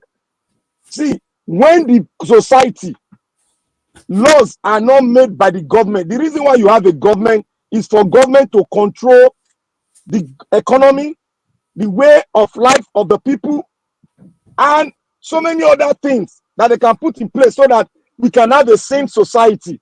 But when those things are taken off and the government encourage corruption, encourage nepotism, encourage other things that are against the society, now the people cannot eat. So you expect them to fold their hand and go down.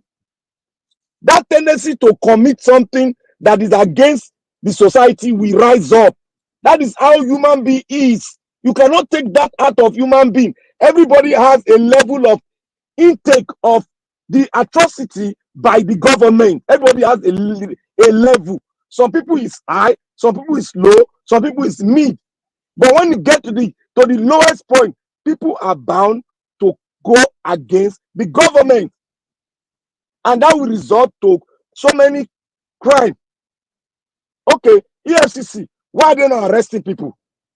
They are not arresting. EFCC, government, I ain't commit crime. Why is the government not talking? Now, people when not enrolled for election, they there for house. Why is the government not talking? This thing they are doing, the society is looking at you, is looking at the government. It's what the government does, the society copy from. So when the government have done a lot of stealing money, somebody is taking 1 billion naira, 400 billion, and people are sitting there watching. Everybody has a level of intake. So the people that cannot take the mess they are doing, they will indulge in committing crime. That is why you have a government. Government is to control the hills of the society, put laws that will control them. When there is no law, there is anarchy. So when we say the thing relies on the government, a huge sum of bulk of problem is on the head of the government. It's not that the society does not have a percentage, but when you take the statistics, the people having 20, government is having 80. Therefore, the whole thing is on the government. That is what we are saying, to balance it for you. Not that the people are saints, no. But the 80% is on the government. If the government will show the picture very well, the society, at least huge numbers of the society, will adhere to it. But we cannot have 100% because some people have the tendency of committing crime, even when you create good laws. So the government have a huge thing to be blamed. So, Mr. Chibese, please don't go against that tide. If you go against that tide, a lot of talk will come up. The people have 20%, the government have 80% because they are meant to create laws that will guide the people in the society. Because it's not easy. People have come from different homes. So there are some people that are not well, that they need to be controlled very well. While some people can easily adhere to what the government is saying. So that's why we have the police, the military, and other parastators that will control the hills of the society. So the government have a huge blame. So that is it, my brother. So let us keep on talking.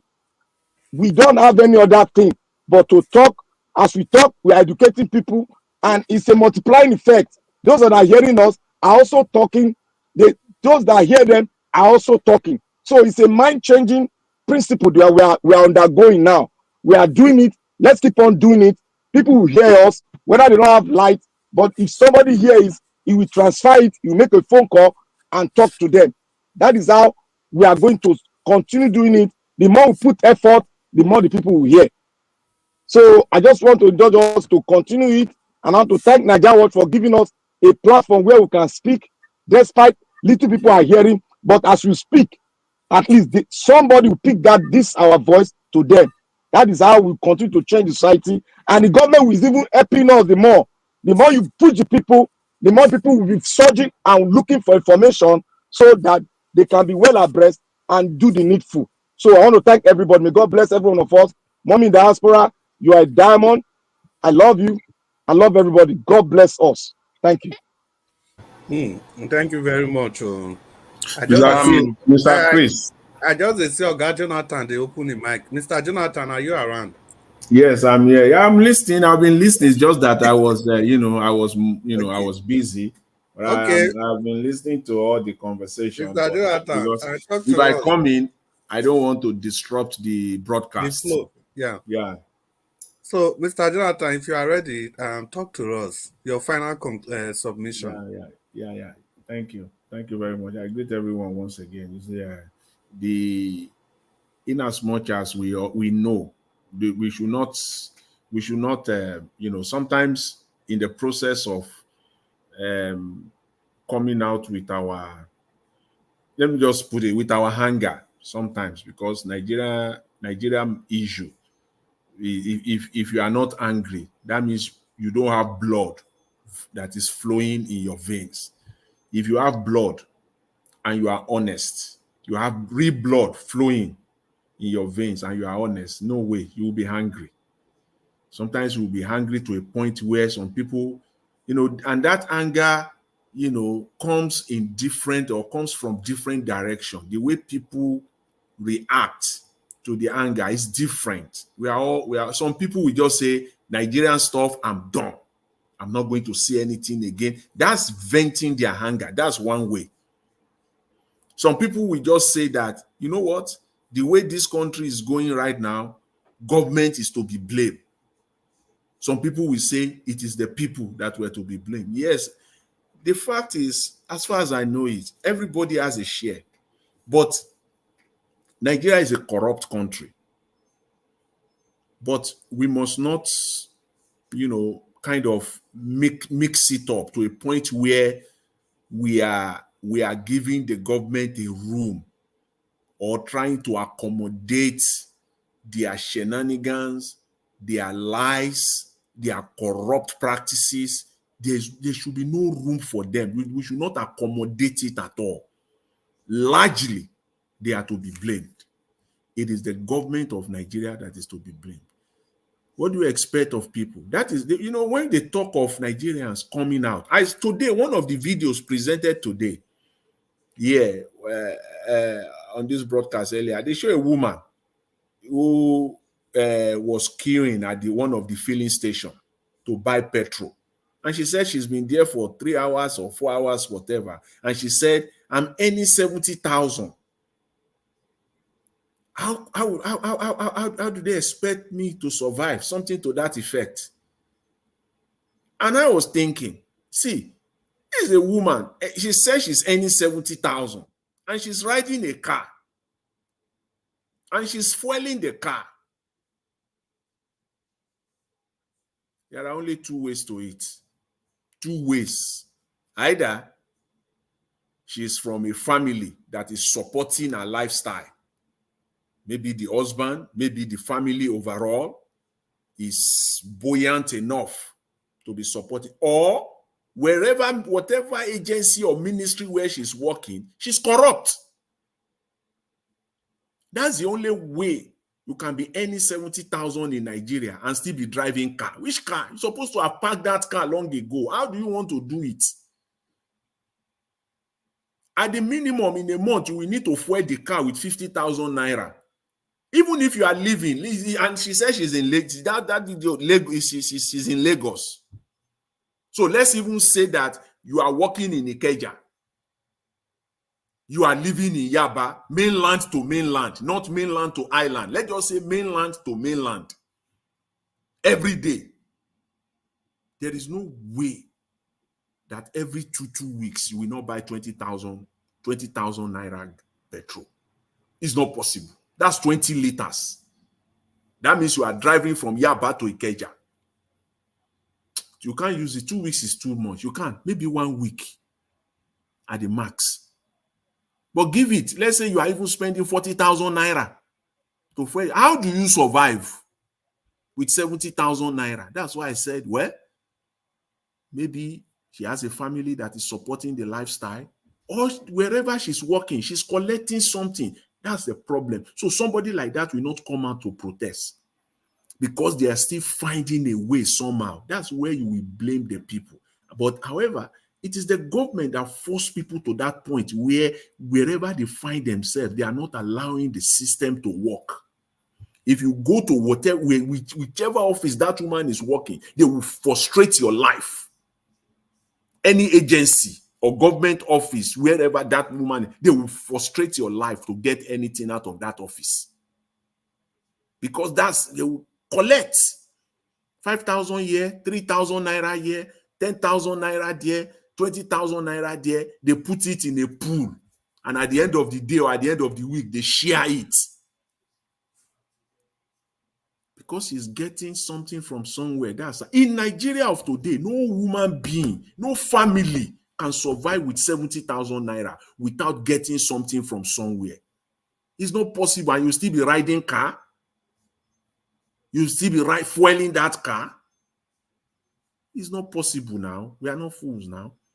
So everybody has a share here of the blame. But largely, it is the Nigerian government, the Nigerian system. And the government knows that they must allow that corruption to persist everywhere for them to continue their own corruption. But government can block every loophole today within 24 hours. I mean 24 hours. The government has the capacity to block every loophole everywhere, in every offices and everywhere. They will block it, that if you get there, you will only depend on your salary. Government has the capacity. The question is, why is the government not doing it? They want it to continue, so that when people are, you are on your own side, you are making your own money too through corruption. So you will leave us alone. Well, these are the people. If everybody is relying 100% on what they are earning, Nigerians will have filled up the streets all over the place. Millions of people will be on the streets. Yes. The truth and the fact of the matter. Thank you, Oga Jonathan. God bless you. The truth and the fact of the matter is that majority of Nigerians, and I dare to say it, majority of Nigerians are sourcing funds from other corrupt areas. I'm not even saying other. I don't want to even say other areas. Other corrupt areas. Corruption. Go to in Lagos there. Try to get something from the government agency or parastatal office. They will frustrate you. And the government knows this. It's like shop and let shop. Live and let live. We are doing our own. Let's allow them to be doing their own. Because if we block them, they will make it difficult for us. And that is what is happening. And until the Nigerian people rise up, that they don't want to participate in corruption, they don't want to be aiding and abetting the system, these politicians, that is when the country will turn around. Until that time, everybody is surviving. Can you imagine? Do we still need to be telling anybody now? Petrol at over 1,000 naira. Do you still need to be telling anybody now to be on the street to fight? Do you still need anybody? And they will still wake up tomorrow.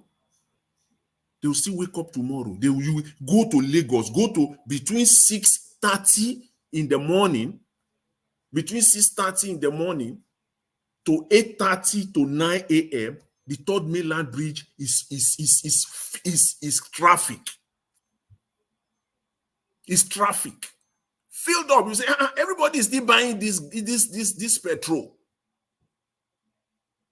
at over 1,000 naira. Where are they getting it from? I don't understand though. So the government knows too. And this is the trick. As they continue to raise the price of petrol, they will continue to give them more room to steal.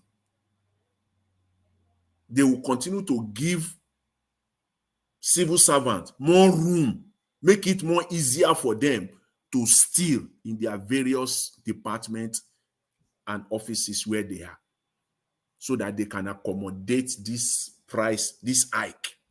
They will have the capacity to continue. Because I don't understand. I can't figure it out. How do you want to do it? The implication is very clear for everybody to see. The outcome, what is going to happen in the next 2, 3, 4 weeks, 1 month to 2 months. Now, we all know prices of stuff is we just jack up. Wait, we will see. We are all alive. God give us life. We will see now.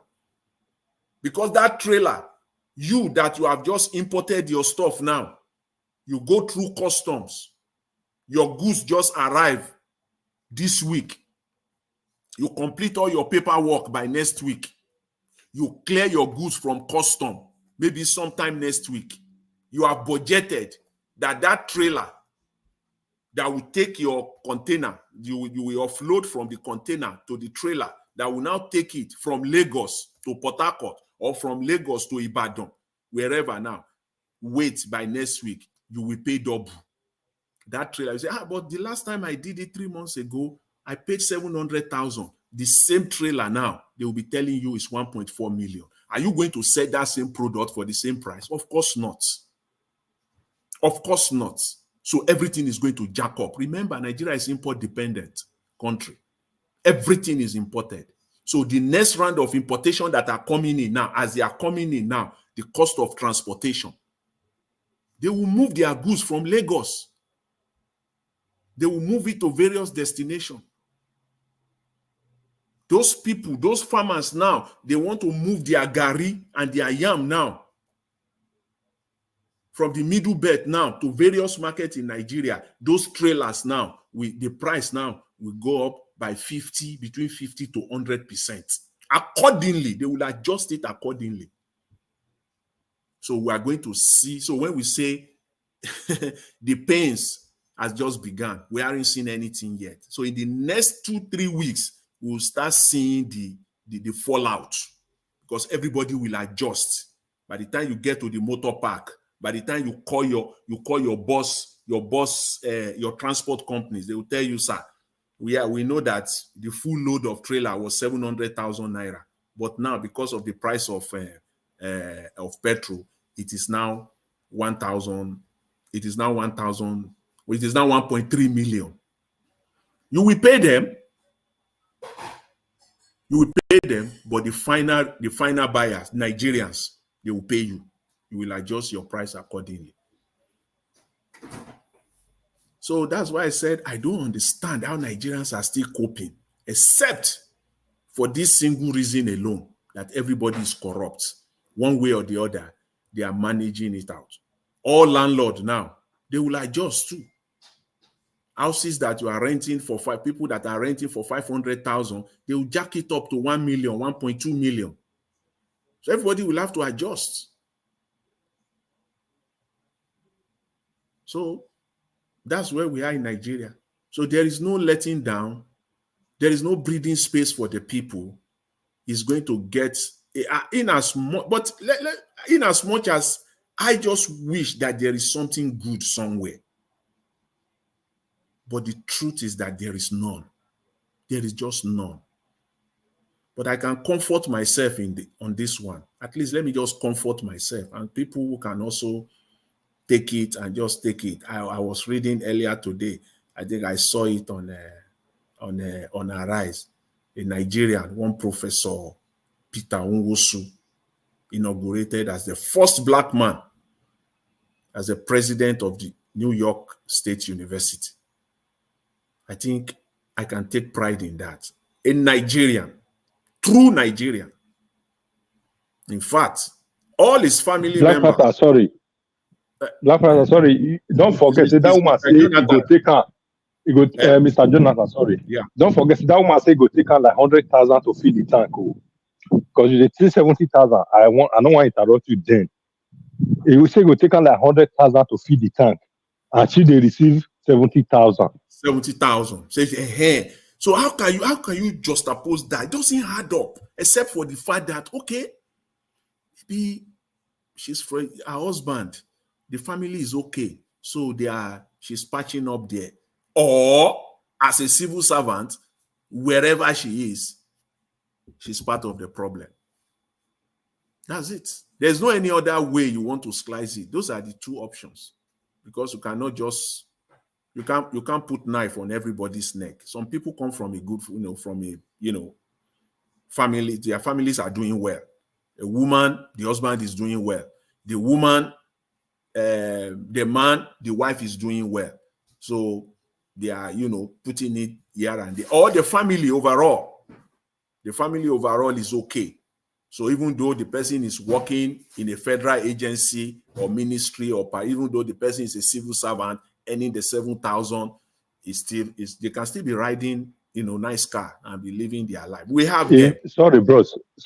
If your family is doing well, will you happy to be running loss? You will not be, but they are still finding a way. For some are still finding a way. Or there are Nigerians that they have families abroad. They have Nigerians in the diaspora that are still sending money to them. And there are Nigerians, many of us in the diaspora, that there is nothing. They will still send money to their families back home. Mr. Jonathan.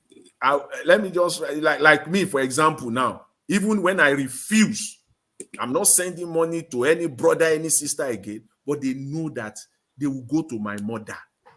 Because they know that is sure banker. So they somehow, people that you are not sending money to, they know your weak points. They know where your weak point is, and they will be using that. So I know that I am not alone. I know that there are many of us in the diaspora that you will still take care of your father, you will take care of your mother, and people will be taking advantage of that. So somehow, they are still finding a way out. They are still finding. Nigeria is a unique place. Our problem is so unique. They are still sorting it out, because I can't understand on planet Earth the situation in Nigeria, and people are not already, and this government, they are still talking. They are still lying with both face. They are lying to Nigeria. They will lie with both face. And if you say they are lying, they will oppress you. And if you insist that they are still lying, they will arrest you. And if you insist that they are still lying, they will throw you into prison. The only option is that keep your mouth shut. Keep your mouth shut. And those of us that are not keeping our mouth shut, we are the haters of Nigeria. They are the lovers of Nigeria. You can see the lies. Anyways, I'll leave it there. I just, I again, as I said, I was just rounding up. I was just rounding up by saying that today, the news that I saw, I think the news has been there, but for me, I just read it today. The Nigerian man who is the first black, not just like the first Nigeria, first black, and happens to be in Nigeria. President. You mean to be the president of New York State University, a university that is almost 2 centuries old, almost 170-year-old university. For a Nigerian man, a real Nigerian man, born and bred in Nigeria, moved to the United States, raised his family in the United States. We have so many of them. Can Mr. Tinubu tell this man to come and work for his country? Please take 2 years sabbatical. Take 2 years sabbatical. I need you here. We have them all over. They will not. He's not the only one. He's not the only one. The university where my own daughter also graduated in United Kingdom this summer, University of Leicester there in United Kingdom, the president is a Yoruba woman. We have them all over the space, everywhere in the world, that you can tap into them. But as I've always said since Mr. Tinubu's emergence in Nigeria, that nobody, no person with his right mind will come and work for these people, for Mr. Tinubu, and still say... It's only Nigeria that we don't value education. So the rest of the world value education. That's just the simple truth. If your family member is doing well in United States and he has something to offer, will you tell that your family member to come and work for Mr. Tinubu? Even if Mr. Tinubu, will you advise that your family member? Because it's going to tarnish your name and it will affect you, because both of you carry the same name. Both of you come from the same family. You will tell that your family member, you will advise him, don't go there, because this name that we have kept, you are going there to rubbish it if you enter into this Nigerian territory with this set of people. So they all we are sorry, brother. We are not from the same state. We are not a family member, but I'm proud because Nwosu added to his name.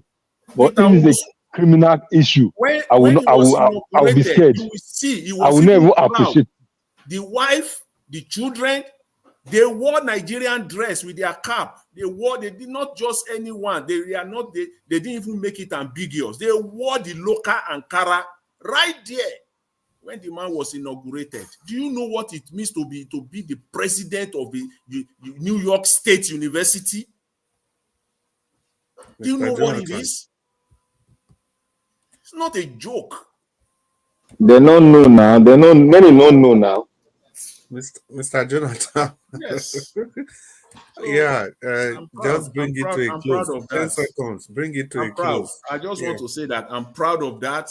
I'm so proud of that. In fact, I'm so proud that a Nigerian. When I say praise me now, the same Sunday with the beer, even if we're not from the same state. Well, Oga also is okay. Thank you. Mr. Jonathan.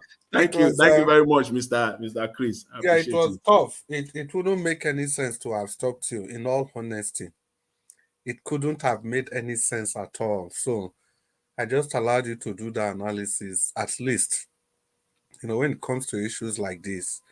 And when we see a deeper and a broader perspective, it's only reasonable to just allow people to listen.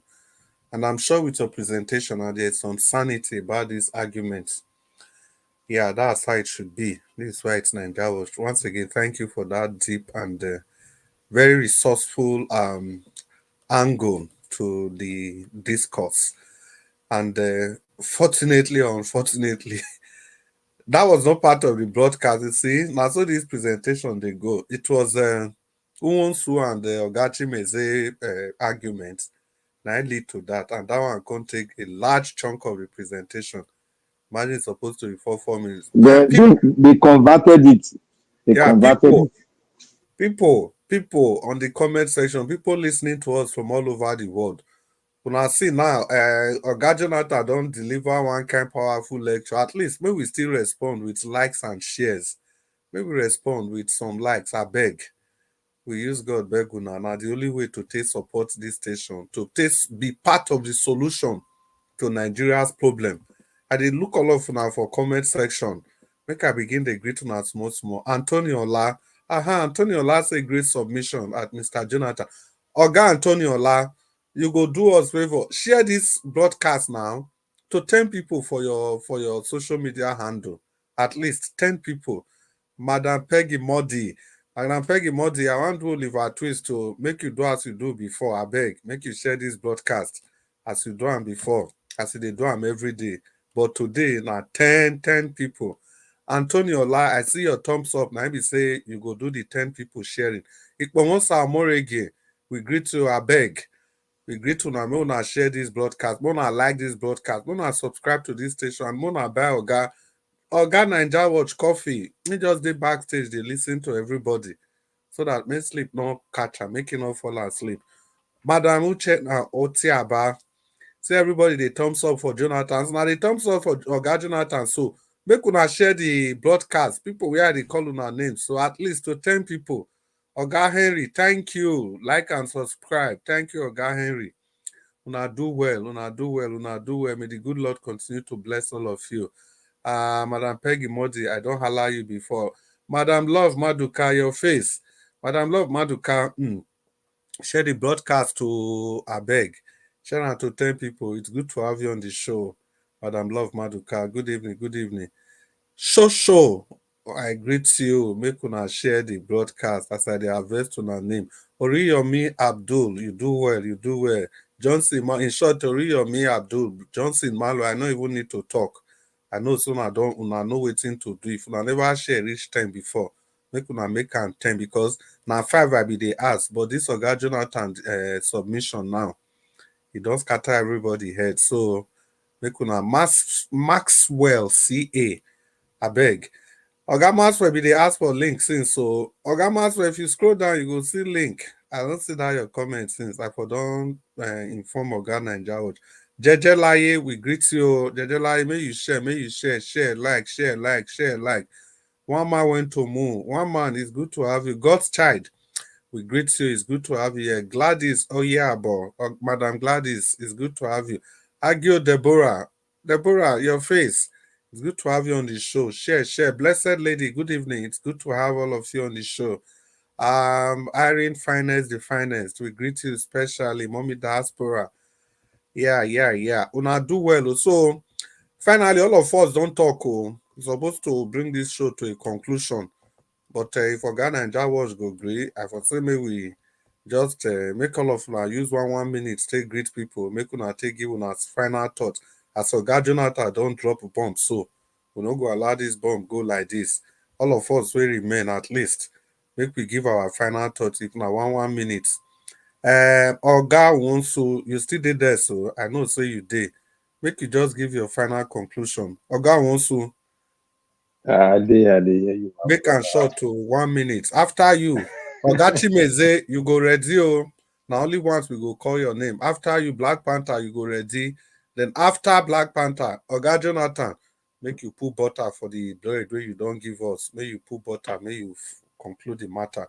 Now, good evening once again, people. It's Ninja Watch YouTube channel. It's the station to be at every point in time. It's not just only an enlightenment station, it's also an entertainment station.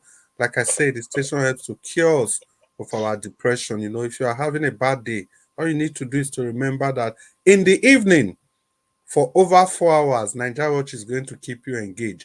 That alone should be enough to reduce the stress, depression, the troubles, the worries, and everything.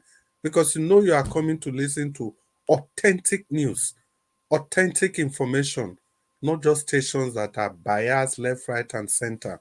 You can see people from different perspectives, from different political divide, from different religious divide, everybody coming to make their views without being gagged. That is why we say, don't you touch the dial. Keep it on Ninja Watch YouTube channel. Thank you. Oga wants to talk to us. Thank you, Maga. I greet you, boss. I greet everybody because it's not easy. For this country where we dey call our own, so the same way we dey follow I take the happen. Many of us not go dey talk come out because wahala wey dey there too much. But nevertheless, we'll still dey try to do our best because if we not do now, everything in our hide is still dey. People where you not expect, now go they call you. Now they even they surprise sometimes. People where you not know before. The ones where you they help, now they even they tell you problem about people where you not know. Say I beg go, this person, the problem where you get, if you help, if you not help. So that makes some kind of times if some kind of people they write, do their comments, or they give some submission, it they vex me. I don't know how I want to even talk. Because they don't they make the thing be like say, man, come be like say we were they talk for you, we don't know what we they talk. But that's now we even they feel that past. For some people where they the comment section, now even some politicians they give them all those their data where they continue they talk some kind of things where they don't know. Now just be the problem. Now I will never and I'll not go try and blame any citizen for anything where they happen. Because I remember if we did drive for countries where each and every one of us did for years, we will not see police for eye. But immediately we know say in the next 2 minutes or 3 minutes, we'll see camera, we'll go respect ourselves. Even if we did drink, we'll go hide down. Anything we go hide down. So Thank where you, I come to Oga say Chimeze. Nigeria will they blame our citizens, we no blame the government. Thank you, Oga Chimeze. Oga Wonsu, thank you. You know they take and go for me. It's now. Thank you, Oga Wonsu. You dey hear me? Yeah, I don't hear Wonsu, you. I don't even want mute before. Yeah, I hear you. I hear I you. just round up 10 seconds. Say hello to people Yeah, before so we go. I beg my brothers and sisters, both the ones where where we did the panelists together and the viewers. I beg the viewers, I beg more than not forget to help us like and share this program because no begin the do more make sure say the country do okay. Because if you do okay, now every one of us now it go better for. Because the Thank you. little things, because I know say many of us here they see boss. Now make we know they want talk true. Because if we go Nigeria now, maybe they don't follow us. Now the mentality where we get. But I beg more come out all those things for our mind. More do the right thing. Thank all of you now. Thank you, my brother. We will come out all those things for our mind when we do the right thing. Thank you, thank you, thank you. Yeah, you do well. You do well for the presentation, for your final thoughts. Ogachi Meze, if you did there, maybe just talk to us 1 minute. Yes, I'm here. You see, nobody can change me. Yes, You 1 cannot. minute. You can't. You give more. You give more. So almost 5 minutes. So nobody can change me unless you want to be a Mamudu. Nobody can change me. My first submission, I say a lot. I go gaga for government. Yes, for Nigerian government. I didn't take it easy with them. So now, why I say this thing? You complain or you complain about government. Yes, I never support them for what they are doing.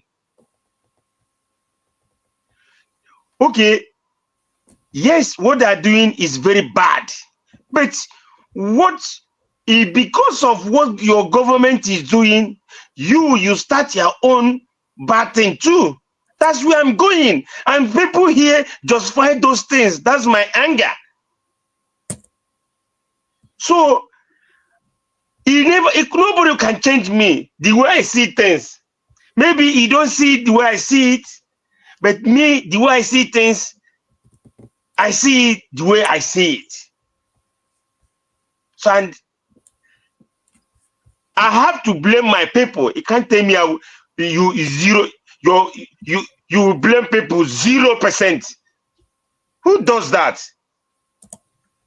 You can't tell me you blame your people 0%. Then you blame government 100%. On that 100%, give government, you will give the one that I will give you, will give to government. Then give the people the one you're going to give to them. There's no 150%, it's 100%. Then share it. You might say, okay, government 90%, the people 10% of the blaming. Because Mr. Chimeze, do you know that part that you are blaming people of, you know that now government make it possible for them to do it. Government can stop it tomorrow.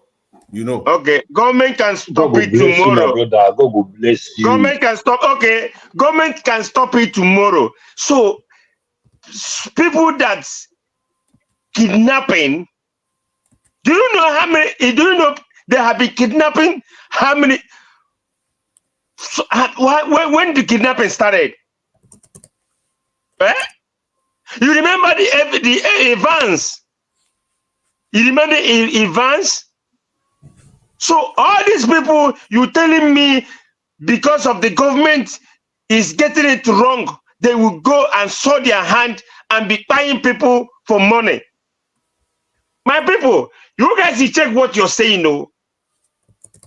I not agree with you guys for Mr. this Chimeze, one. you know that you are in United States. You know yes. that in United States also there is crime. You know that. Yeah, there is crime. So there is crime all over the world. Even here, now they carry gun here. But when the rate of that crime is alarming, then government has a role to play. Do you think that? I want to tell you something. Hold on. I want to tell you something now. I want to tell you something. You see, here in America, they have food stamp and food as cash assistance. Do they have such a thing in Nigeria? But still, that is still crime. If you see them buying things in Walmart, if you see their cat, it will be like, oh, how do they get this money? Because government are helping them, giving those money. Hey, don't interrupt me. No, don't interrupt me. I never interrupt you. Chimeze is agreeing with us now. Mokuna Libera is agreeing with us. Black Panther, wait. Oga wants to wait. Oga Chimeze, round up, sir. So now, if you are telling me these people are still getting that cash assistance and food stamp, and they still crime here, okay, which one government is doing to Nigeria? None. Because I answer your question by, okay, is it because of the crime are still here? Okay, is it because of government are not giving them? That's me. The crime will go on. Crime. That means if you are talking, if you are saying like this, that means Nigeria will never ever get better. Yes. You know what? The thing is that crime is crime, but the type of crime that we have in Nigeria, you have to separate it. You have to separate it. You have to know where. Bros, please, I want to say something. If they arrest any criminal in United States, did they always pardon them? If they always pardon them, we will know. So Ogachime is a round up. 10 I'm here. I'm here. You see, 10 seconds. You see, I will keep saying it. You can't change me for what I know. You can't. This is me. If I say this thing the way, you can't change me. This is who I am. I will tell you. I will, because of my country, my government is doing bad thing. They are doing bad thing. I will start doing bad thing. I will start go and tell people something. I will go and kidnap people because of money. Spare me that, please. Thank you. Well, Oga Chris Abeg, may I say something? 10 seconds. May Oga Jonathan talk to us, Abeg. Okay. Sorry, Oga Chris, in United States or Europe, where me dey here, I don't know, maybe the side where you did, are they ever, when they arrest any criminal, they'll give them pardon? No. Because I want to know, or they go to select the kind of criminal, like Asari Dokubona, they don't fear arrest for Nigeria. So Lomo, they don't fear arrest them. Tony Kabaka, they don't fear arrest them. He did like that for we on a day. You know, they government go the pardon those people. So what do we talk for here? It's okay. It's okay. Black Panther. Yes. Just round up. Give us the. Thank you very much. See, Ogachi Meze, you. Nobody can change you, and nobody will change you. You understand me? But there's one thing you should remember. Human being is not static. Even if you are rigid or conservative, you are the most conservative person on earth. There's one point you will reach, you make a diversion. But on this case, you are with us. All of us have already agreed. But what we are trying to tell is that the government takes a larger chunk of it. That is why, in totality, they are the problem. They are the problem. Because in America here, if you are found shoplifting, there's an amount of money you will shoplift. They will leave you and put you on record. Then if you steal more than that, you will go to prison and you meet a judge. They have to judge you on that basis. So please, in America here, people do all sorts of things that Nigeria does. In America, I told you the other time, my check was washed in America. Yeah, right here. There's no crime that is committed in Nigeria that is not committed in America. Only we have police that watches them and make sure that they are caught. But in Nigeria, they are not. Even if they are caught, they don't face judgment. And even if they are not caught, they continue multiplying. And government is not in control of the crime rate in Nigeria. That is what we are talking about. When you are no longer in control of it, then the people they let loose, and different crime will be committed all over the place that you cannot be in control of. That is what we are saying. In a sane society, you cannot do that. So nobody's going to change you. You are with us.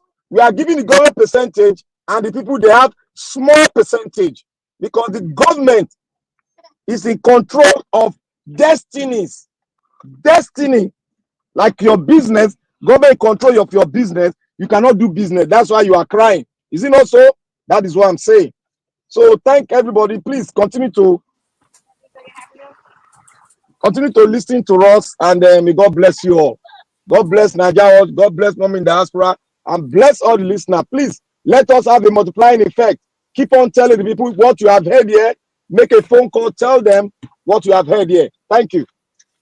Thank you, Black Panther.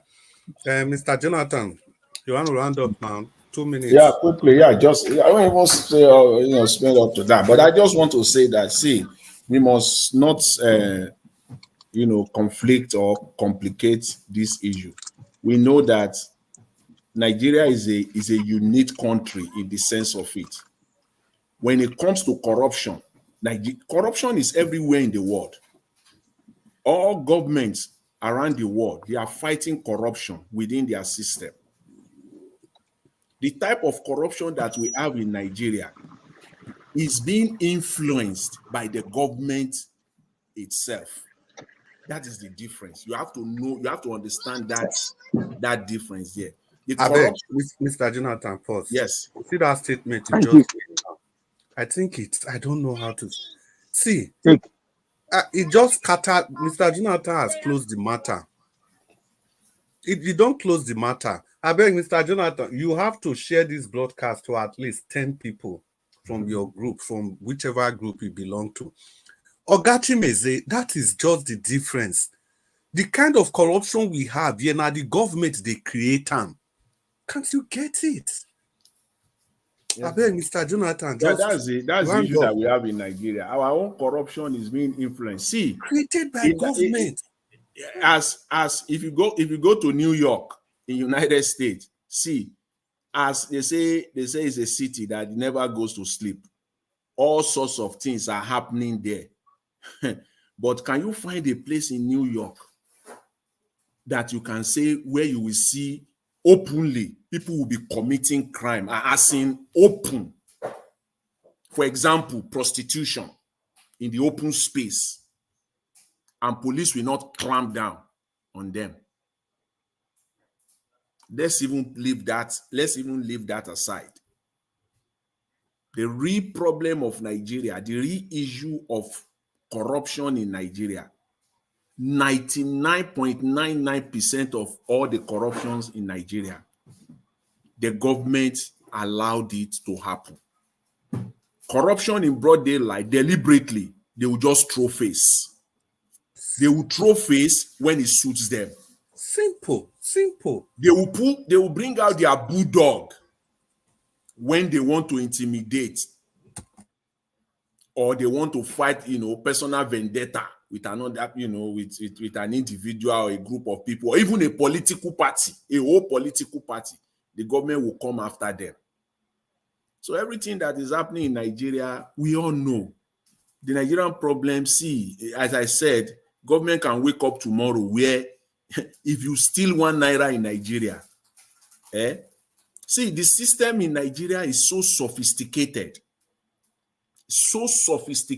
that when it was the Bill Clinton, you will recall that in 2020, when Clinton was rounding up his administration before the 2020 US election, he visited Nigeria.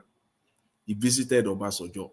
And Bill Clinton made a statement after he met with the National Assembly members and all the lawmakers and everything with Obasanjo.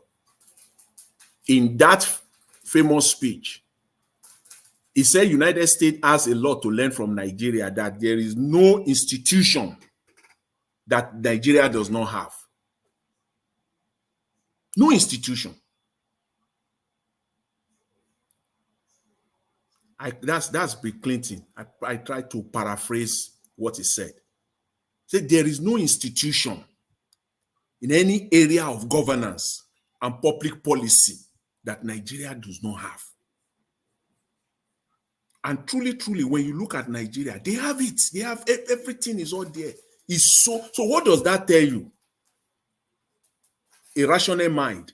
It tells you that, see, you cannot steal 1 naira in Nigeria without the government allowing it to happen. It's not possible. Unless they throw face. It's not possible in Nigeria.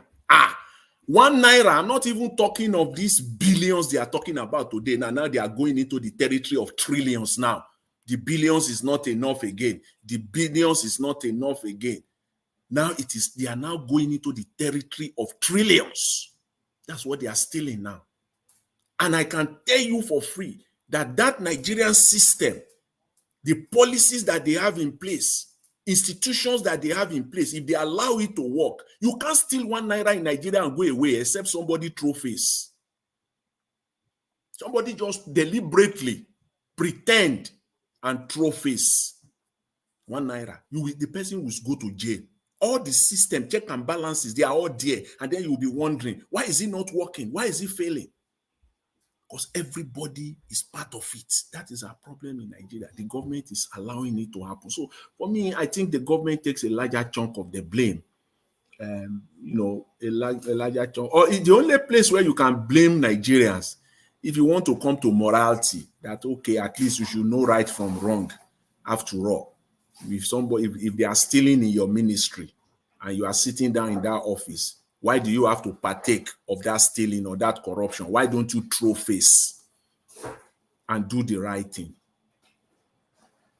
But overall, the Nigerian government is allowing corruption to thrive, to continue to thrive in Nigeria. Nobody is allowing it other than the government. Because how will a minister, for crying out loud, steal 1 million naira or 10 million naira? Let's assume that the minister was able to steal 1 million naira in January. February comes, March comes, April, May, June, July. For the whole year, no audit that will come out and say, Mr. Minister, you stole this. Come and explain this 1 million. I'm just using 1 million. And if you go there, they have auditors there. They have internal, they have external. All of them are in the loop. The auditors are eating their own. So they will throw face. They will throw face for that. How will someone steal 100 billion naira? And the Auditor General is there. He's living fat because he has gotten his own cut from that 100 billion. So he can't go after the person that stole the 100 billion. He has his own cut there. That's how this thing thrives. How could it happen that the permanent secretary of Ministry of Finance will open his face and somebody will steal 100 billion? The permanent secretary of Federal Ministry of Finance is not involved. How? Then you come to the Auditor General. Then you come to the Auditor General of the Federation. How? All of them, all these people are in the loop. They are all in it together. Hand up, sir. So that's just it. But the point I'm just trying to make is that the problem is that if they speak the way they are fighting black man now, the very dark man, that is how they will fight them. That is just the problem. The government will not fight the real criminal. You can't. And if you are there in the Federal Ministry of Finance and you see what the Auditor General is doing, and you know that what the man is doing is wrong, he's covering up, he's perpetrating corruption and stealing of the Nigerian Commonwealth, and you want to talk, they will rope you in. At best for you, they will fire you. They will throw you away out of the system. That's what we have in Nigeria. So God help us until we have the person at the end of affairs, at the top, that he himself is not throwing face, is not throwing away his face, because I don't understand how a president will sit down there and your ministers, you see, just the president is sitting down there and the Minister of Works and Housing is telling Nigerians that over 300 roads have been completed or at the verge of completion. And you, Mr. President, you have no proof to prove to Nigerians. In that your speech of October 1st, you cannot mention 5, 6, 7. Out of 300, you cannot mention 5, 6, 7 or 10 roads that you can boast of because you are part of it. Why can't you ask your minister, those roads that were budgeted for, I want to see them. That's the minimum that is required of you if you are the president. I want to see those roads. Where are the roads? Because no roads were completed. We all know. And even if work is ongoing there, the way Wike is doing in Abuja, showing off projects that they have padded. They have padded it up, down, left, right, and center. And you, the president, cannot ask because you have been taken care of. So you can ask. So that's a problem that we have in Nigeria. So if the government has a large chunk, it is the Nigerian government has a large chunk. The people have their own, but it is the Nigerian government. You know. Thank you. Thank you very much, Mr. Yeah. Mr. Thank Chris. you, Mr. Jonathan. I greet everyone. Have a wonderful evening, everyone. Yeah, thank you, Mr. Jonathan. It's really a very fine place to end this program. You know, I think the takeaway for me, the argument is even going to change. It is just a simple thing. The kind of corruption we have in Nigeria is different from every other part of the world, or most part of the world, because the government is aiding it. It's as simple as that. Nothing more. Thank you for the perspective, and everybody once again. Thank you for being in the show, for staying to the end of this broadcast. The people in the comment section, thank you all for heeding to our call. I can see some new people coming to the show. James Mark. Yeah. Oga James, make you share this program. We greet you well. Patient Idemudia. Patient Idemudia, good evening. Where you did since? It's good to have you on the show. It's good to have all your lovely contributions to this program. And thank you all. And Mommy Diaspora, we cannot end this without saying special greetings to you for everything you do. Idenoge, Madam Rita is not here. Let me quickly say we love you because Madam Rita has she has a franchise to the use of that name, but she's not here. So we quickly say, Mommy Diaspora, we love you to the moon. Thank you so much, Idenoge Wesi. May the good Lord continue to bless you and give you long life, peace, prosperity, progress, and the joy of being alive. And thank you so much. And all of you listening to us from all over the world, we greet you, we salute you, and we respect the fact that you've chosen this station above every other station. Thank you for the comments and even your views after the end of the program, especially those of you that plays the program again after it has ended. It shows the level of commitment and the value you have for this program. Even while watching after it has ended, you can still like, you can still share. It's never too late. You can also still use the $sign. You can still buy Mr. Ivy's coffee. It's never too late. Thank you all. We appreciate your presence, your courage, everything. We appreciate everything. And lastly, Mr. Lanjawas, thank you so much. Like Oga Wonsu, Mr. Lanjawas, you never vex say the matter don't tire you, may you just forget this show. You still they come every day.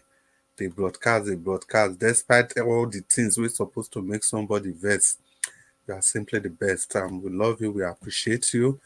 And we've come to the end of this program. And once again, I want to say to you, Mommy Diaspora, we love you. Thank you so much for everything. Mr. Nanjawat, the mic is yours. Good evening, Nigerians. Good evening, Mr. Nanjawat. Una do well.